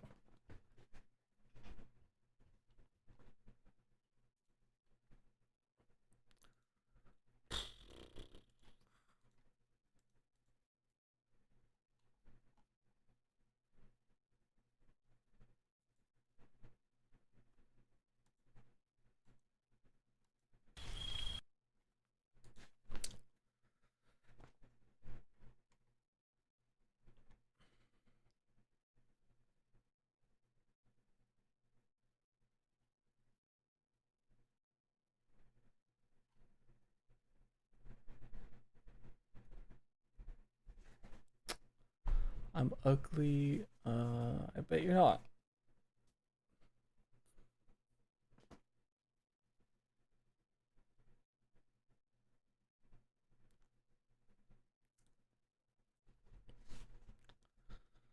People aren't ugly. There's me got the ugly. Listen. I used to be ugly. But that's before I cared about myself. I think if you put any bit of care into yourself, then you're probably not ugly.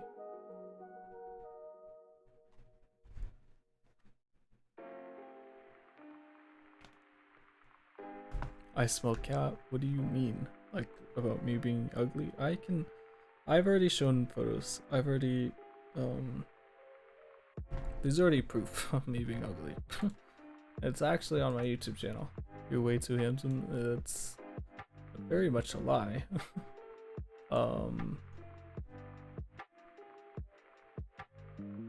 I used to be ugly, and I'm still not like used to being like you're not ugly. I'm still like used to being ugly, you know? Like I recognize that I'm not as ugly anymore, but I most surely definitely was.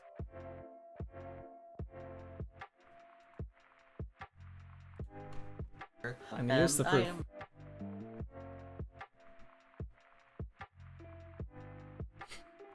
And here is the proof.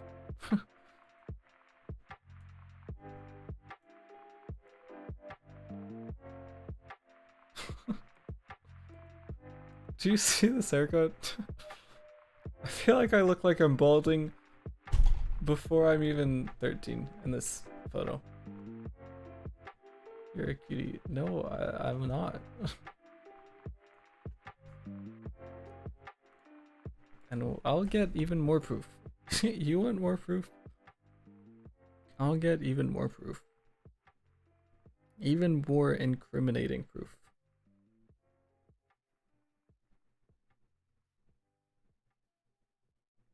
Hold on.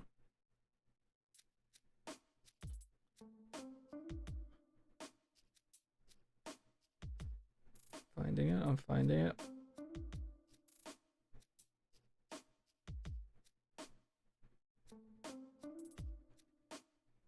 Like I was cute before when I was little, but I got ugly. Lol. I doubt you did. I doubt you did. That's the thing.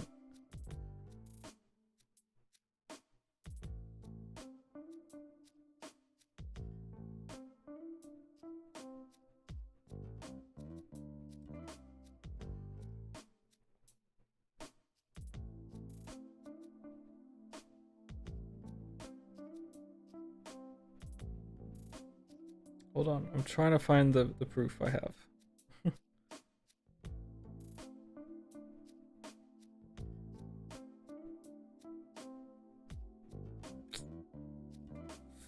Where is it? I think this one.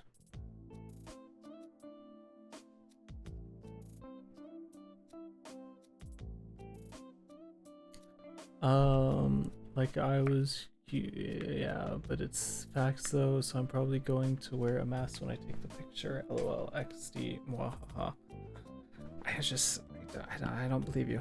I just fully don't believe you. Right, here's the incriminating proof. I found it. I found it. This is the first time I don't know if I should honest you. There we go. That was me. That was me. That was me.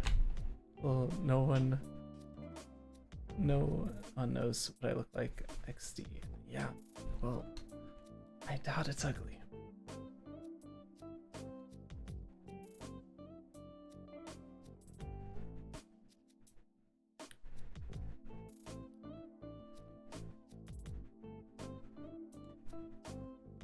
And you know how I was telling, like, I have problems and like I can't see them myself.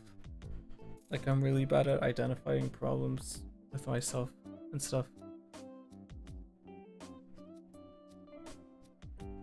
This used to be my hair.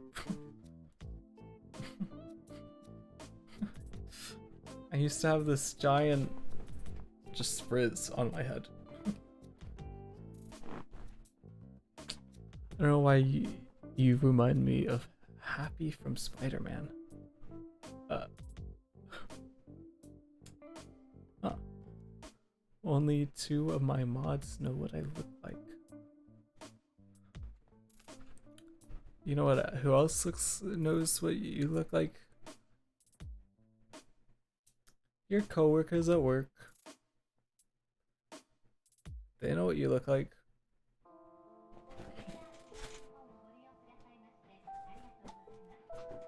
It's a good way. Huh?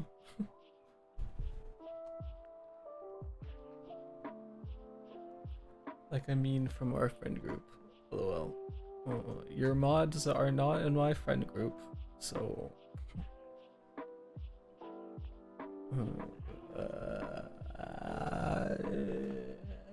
unless they are and you're just not naming specific people that I know. I'm just saying your mods.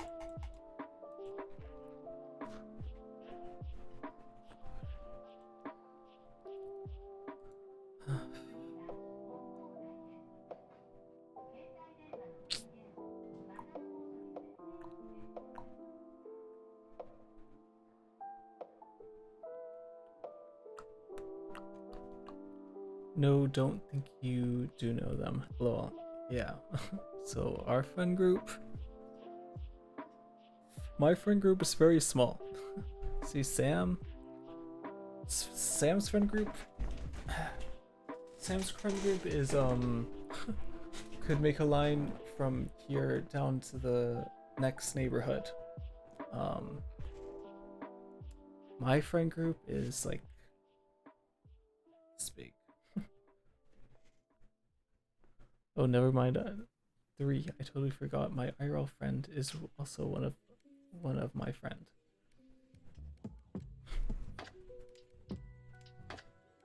And even Sam's friend group, they don't know what I look like. Aren't you gonna do like a Kanto stream with them? We all speak Kanto. Something. Oh yes.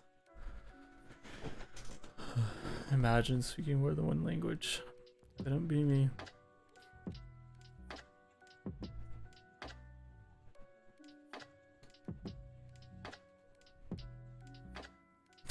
Legitimately couldn't be me. I'm so bad at other languages. I'm bad at English. Yeah, yeah, I was talking in Kanto with Raven in his stream earlier today. Must be nice. Must be nice.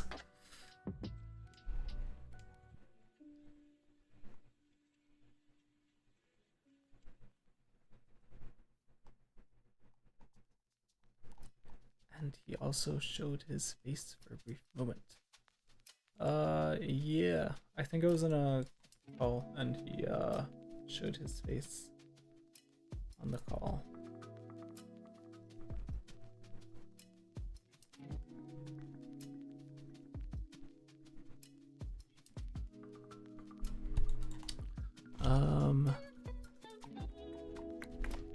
Yeah, Sam hasn't told me when is the Kanto Mando collab. I think they said they wanted 5 people for Valorant. You all just play Valorant. Sweet Kanto or something. I think they wanted 2 more people. But then you have to find 2 more people and then etc, etc.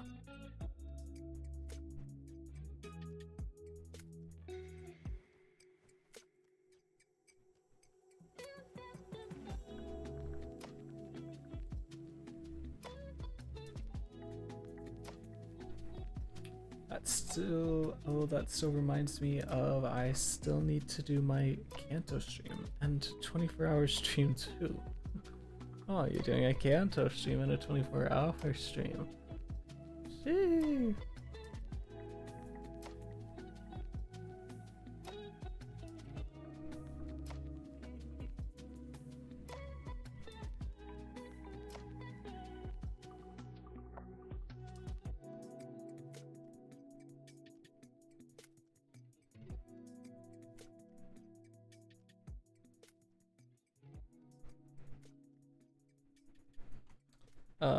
And 24, not together, lol. Yeah, not together.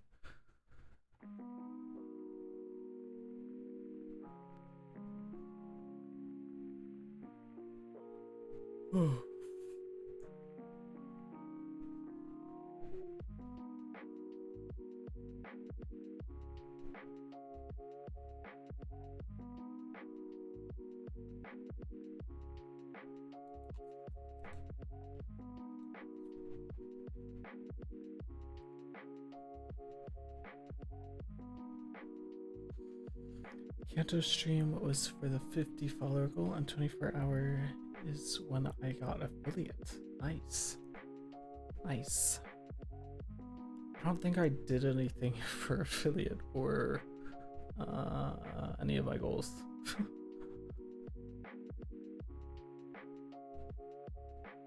Yeah, I said I was gonna do something for 100 followers and then I didn't.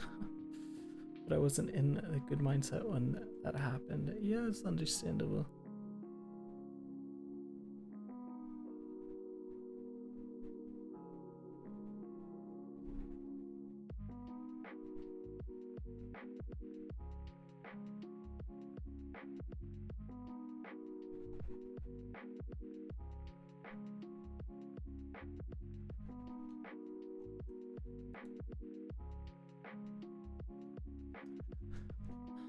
Sam knows. Sam knows all.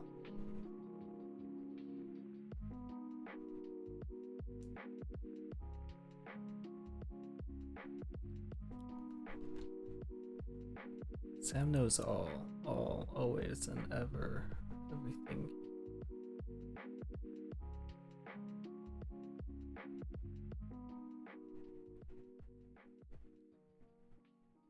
LOL. I'll probably message you about it after stream, to be honest. Alright. I'm always down to listen.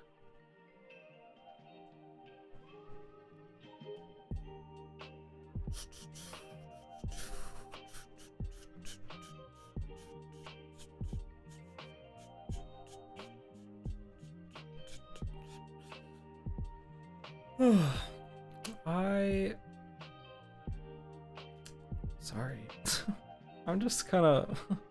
Oh, dang, it's 3 a.m. Dang, it's 6 a.m.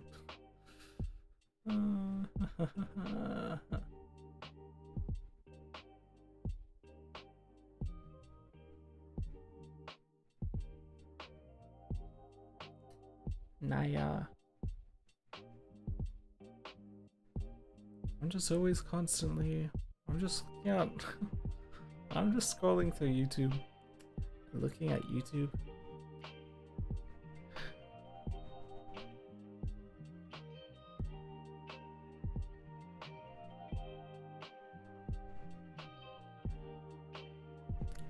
Noise. I hate being an adult because I gotta pay bills. LOL. Yeah. Not excited for that one. Not excited for that one.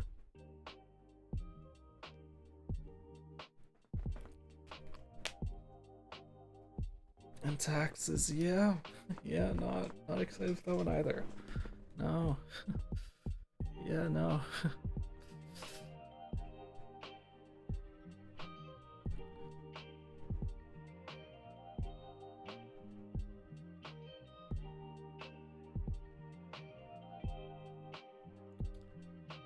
Ooh, that crack felt good. Did I crack? I don't even remember. To be honest, I don't remember.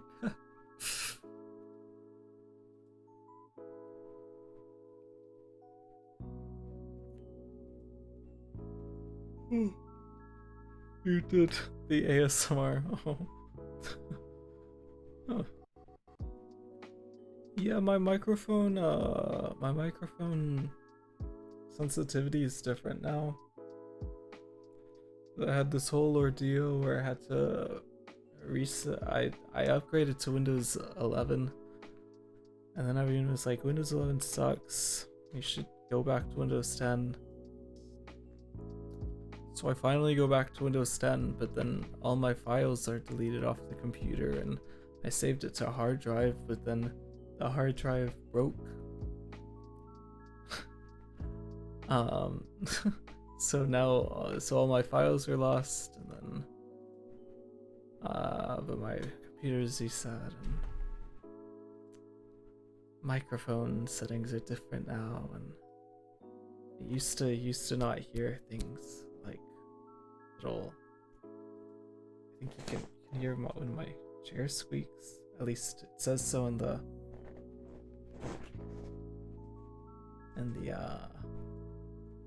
little bar for my mic. I used to not do that.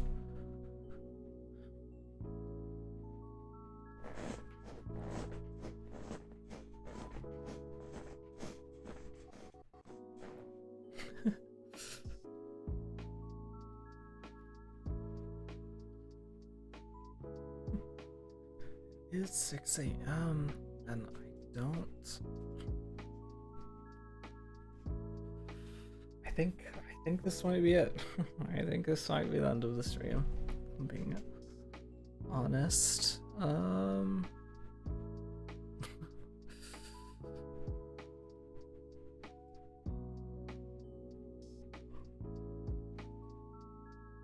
don't really have anything to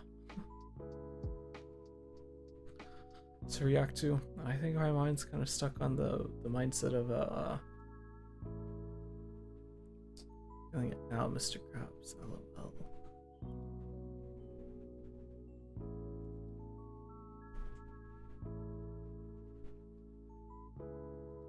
My mind's kind of stuck on the kind of stuck on the YouTube thing.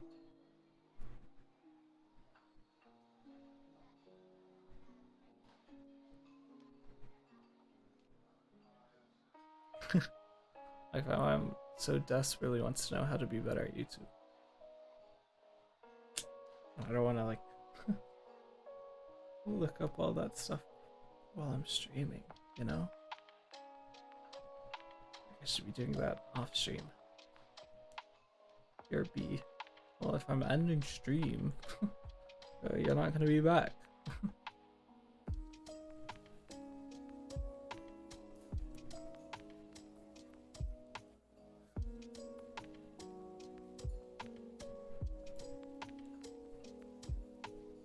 So YouTube have just emailed me and told me that I'm monetized, which is great because I only started my channel 6 weeks ago. So there's the email they sent me. Here's my watch time. I'm kind of shocked at how well this has worked. I started a new YouTube channel to see how fast I could get monetized and documented the whole process. So in this video, I'm going to show you just how that happened, as well as this. All of these emails are from brands reaching out to do a sponsorship on the channel, which is just bonkers. Growing a YouTube channel is incredibly hard, and every day thousands of people around the world put crazy amounts of effort into trying to do it. But the reason this challenge started was because when I went to make the whole get monetized on YouTube video and did my usual research to see the advice out there on it, I realized something. If I started again now, I'd pretty much do none of the things that we get told to do. I wouldn't devote much time to search. I probably wouldn't promote my videos outside of YouTube at all. I'd just focus on making videos for people, not algorithms. But let's face it, if I'd made a video saying, you should consider this method, it's all just talk, right? So I thought, well, I'll start again and just document the process to getting 1,000 subscribers and 4,000 watch hours in an attempt to help new creators discover another way of doing things. So I set out to do just that, and the first thing to do was to set some goals.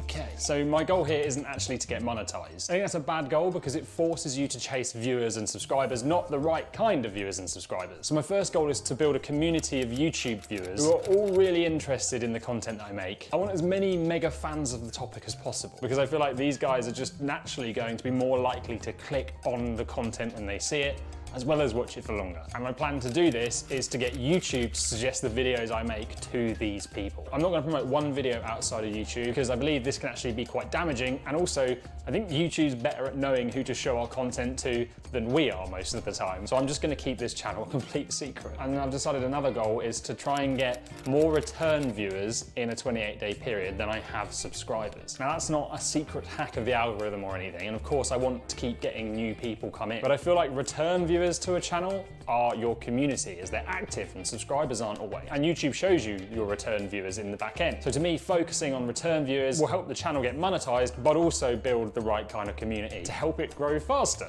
in theory. So now I need to explain to you the strategy I would use that achieved monetization so fast. Now we're often taught that we should make videos for search in the beginning. You know, the kind of thing, how to do X videos with lots of keywords in the title. The problem is when 75% of views on YouTube come from suggested views, why would you ignore this? The whole problem with that is though, suggested is a very different game. So let me explain. There's these things called traffic sources. This is data about where your videos are discovered on YouTube. So we have browse, and when you click it, you can see that's videos discovered on the homepage and subscription feed here and here. Suggested, which is those videos down the side of search, which, you guessed it, is in search. And then others, but those are kind of the big three. But then each traffic source has its own algorithm. So if you get a high percentage of people click on your video when it's shown to them on the homepage, YouTube will then give that video more impressions on the homepage, which is this figure here, a very important figure. But at the same time, if that percentage is very low in suggested, YouTube will stop promoting that video in that part of YouTube. And that's it in its simplest form. And that's kind of the problem, because in many cases, you tend to see content made for search doesn't do that well in browse, which is also a big problem for building those repeat viewers, because they watch what's suggested to them, and getting suggested just requires a different approach. Now, to give you an example, let's say I'm going to make a video about how to recruit someone. A search-based video would be called how to hire a new recruit, because that's what people type into search, right? Problem with this is often when YouTube starts suggesting these videos as a test, let's say on the homepage, it's just not that interesting, is it? So a title written for an algorithm doesn't have the same impact on a human. So with suggested, you flip it, and you call the video something like, doing this repels top talent. And it's all about writing titles that appeal to people, that intrigue more, rather than something that's full of keywords. By the way, I just paused this to let you know that you still will need some keywords, but they're not everything. So in order to do this well, you need to spend the time working out who your viewers are and what they really care about, because if you don't do that, you will never establish what it is they will click on. So to do this, you go through a process that's known as building an avatar. Avatars are common in marketing. The idea is you work out 1, 2, 3, or 4 different types of people who might be interested in your content or your service. And the more you learn about these people, the easier it is to come up with titles that they will click on, because they'll feel like you're talking directly to them. So to create an avatar, I put myself in my viewers' shoes and listed all of the things I thought they might care about. Their fears, their frustration, their age, location, how much they earn, what they did on the weekend, what they thought about the second they woke up. And I ended up with this spreadsheet. All right. So now let's look at their fears. Being stuck in the place they're in now in a few years' time, not being able to sell enough to get by, never making anything of themselves despite their best efforts, and falling behind the crowd. So can you see how thinking about these things will give you the ability to come up with a title that this kind of people will be way more interested in clicking on? For example, struggling to sell your X, try this, is just so much more impactful than how to sell X online in 2021, the best selling tips ever. Using that exact structure on a video from the new channel, it picked up 13,000 views so far. The majority, as you can see, from suggested and browse, and it's still moving in the right direction. So I then started researching other channels in the niche, looking for what they did that worked well, what types of videos did they make, how did they produce content, what questions did people have in the comments, and something happened that just completely threw me. So I've either just stumbled across something that's really good news or really bad news. Basically, all of the competition I've been checking out are kind of covering the same topics, and what I've realized is none of them are actually targeting the frustrations and the things that I've written down on my spreadsheet. In fact, I've not actually found one video talking about the things that I want to talk about and I think people want to know about. So what that could mean is there's just zero market at all for my idea. Or a more exciting option is that I've found a gap, because if there's some level of demand, I feel like this might be a winner. So armed with my avatars and my research, I then set out to plan my strategy. So here is my plan. Video 1 is going to target a breaking news item that will hopefully get the ball rolling, bring in a few views and build up the initial audience. Videos 2, 3 and 4, I'm going to target evergreen search terms. Video 5, that's when I'm going to hopefully target frustrations and interests and goals and all those things that I've put on that avatar sheet. The key here would be to make sure these videos worked with the videos that I had made before for search. Now what I mean by that is this. If they find a video in search, what would be the next thing they would want to know about after watching that video? So I found one video is that I've found a gap, because if there's some level of demand, I feel like this might be a winner. So armed with my avatars and my research, I then set out to plan my strategy. So here is my plan. Video 1 is going to target a breaking news item that will hopefully get the ball rolling, bring in a few views and build up the initial audience. Videos 2, 3 and 4, I'm going to target evergreen search terms. Video 5, that's when I'm going to hopefully target frustrations and interests and goals and all those things that I've put on that avatar sheet. The key here would be to make sure these videos worked with the videos that I had made before for search. Now what I mean by that is this. If they find a video in search, what would be the next thing they would want to know about after watching that video? So I sat down and wrote up some title ideas and then started making the videos and got underway. And here's what happened. Video 1, targeting the news. So the first video got 200 views in 2 days. I did absolutely no promotion anywhere at all. And then as expected, it crashed a few days later and nothing else happened to it. And then video 2 tanked.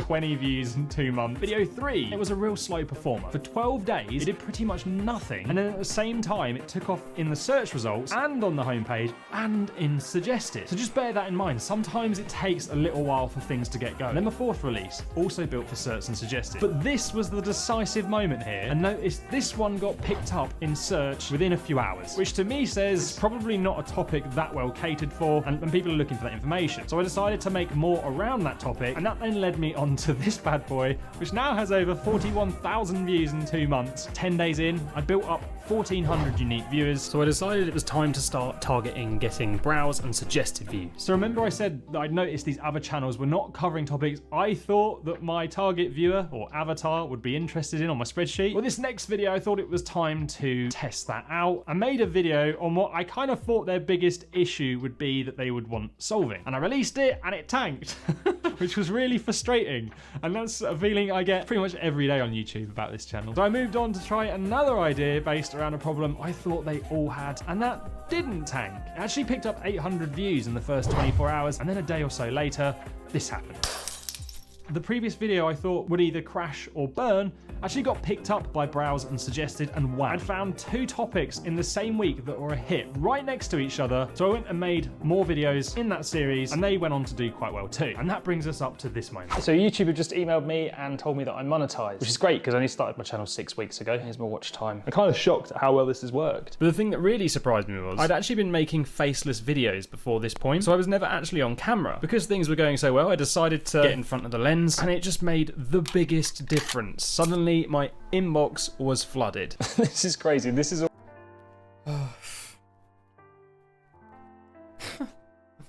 Ew. That's a lot of research he's done.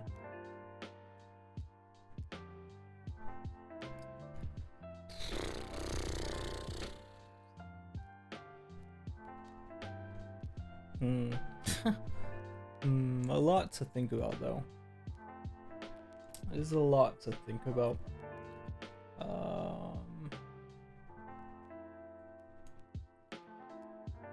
It's helpful.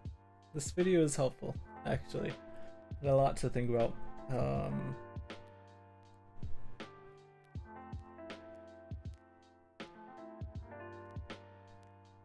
Okay, I'm back. I don't know why you left. I said it was ending. I don't know why you said BRB. I said it was ending. I probably would have left. Then you said BRB. I was like, well, that's awkward. That's awkward if I leave and then I was like, oh, well, I was gonna come back. Oh my bad. No, it's fine. It's fine. No, I watched a video about the subject I said my brain's stuck on.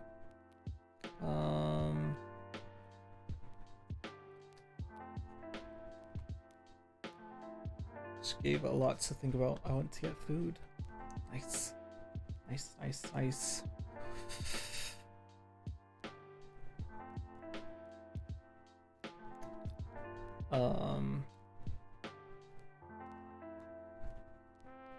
What did you get? Ramen. You answered my question before I even asked it. Got ramen. Nice. Nice, nice, nice.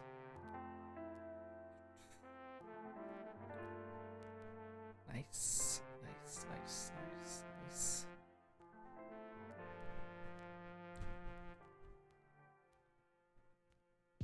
I think I'm gonna go, though. I think I am.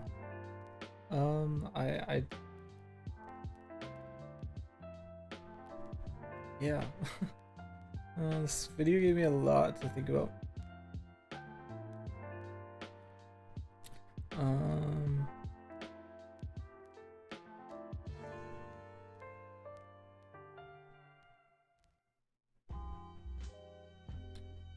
Yeah. Good night.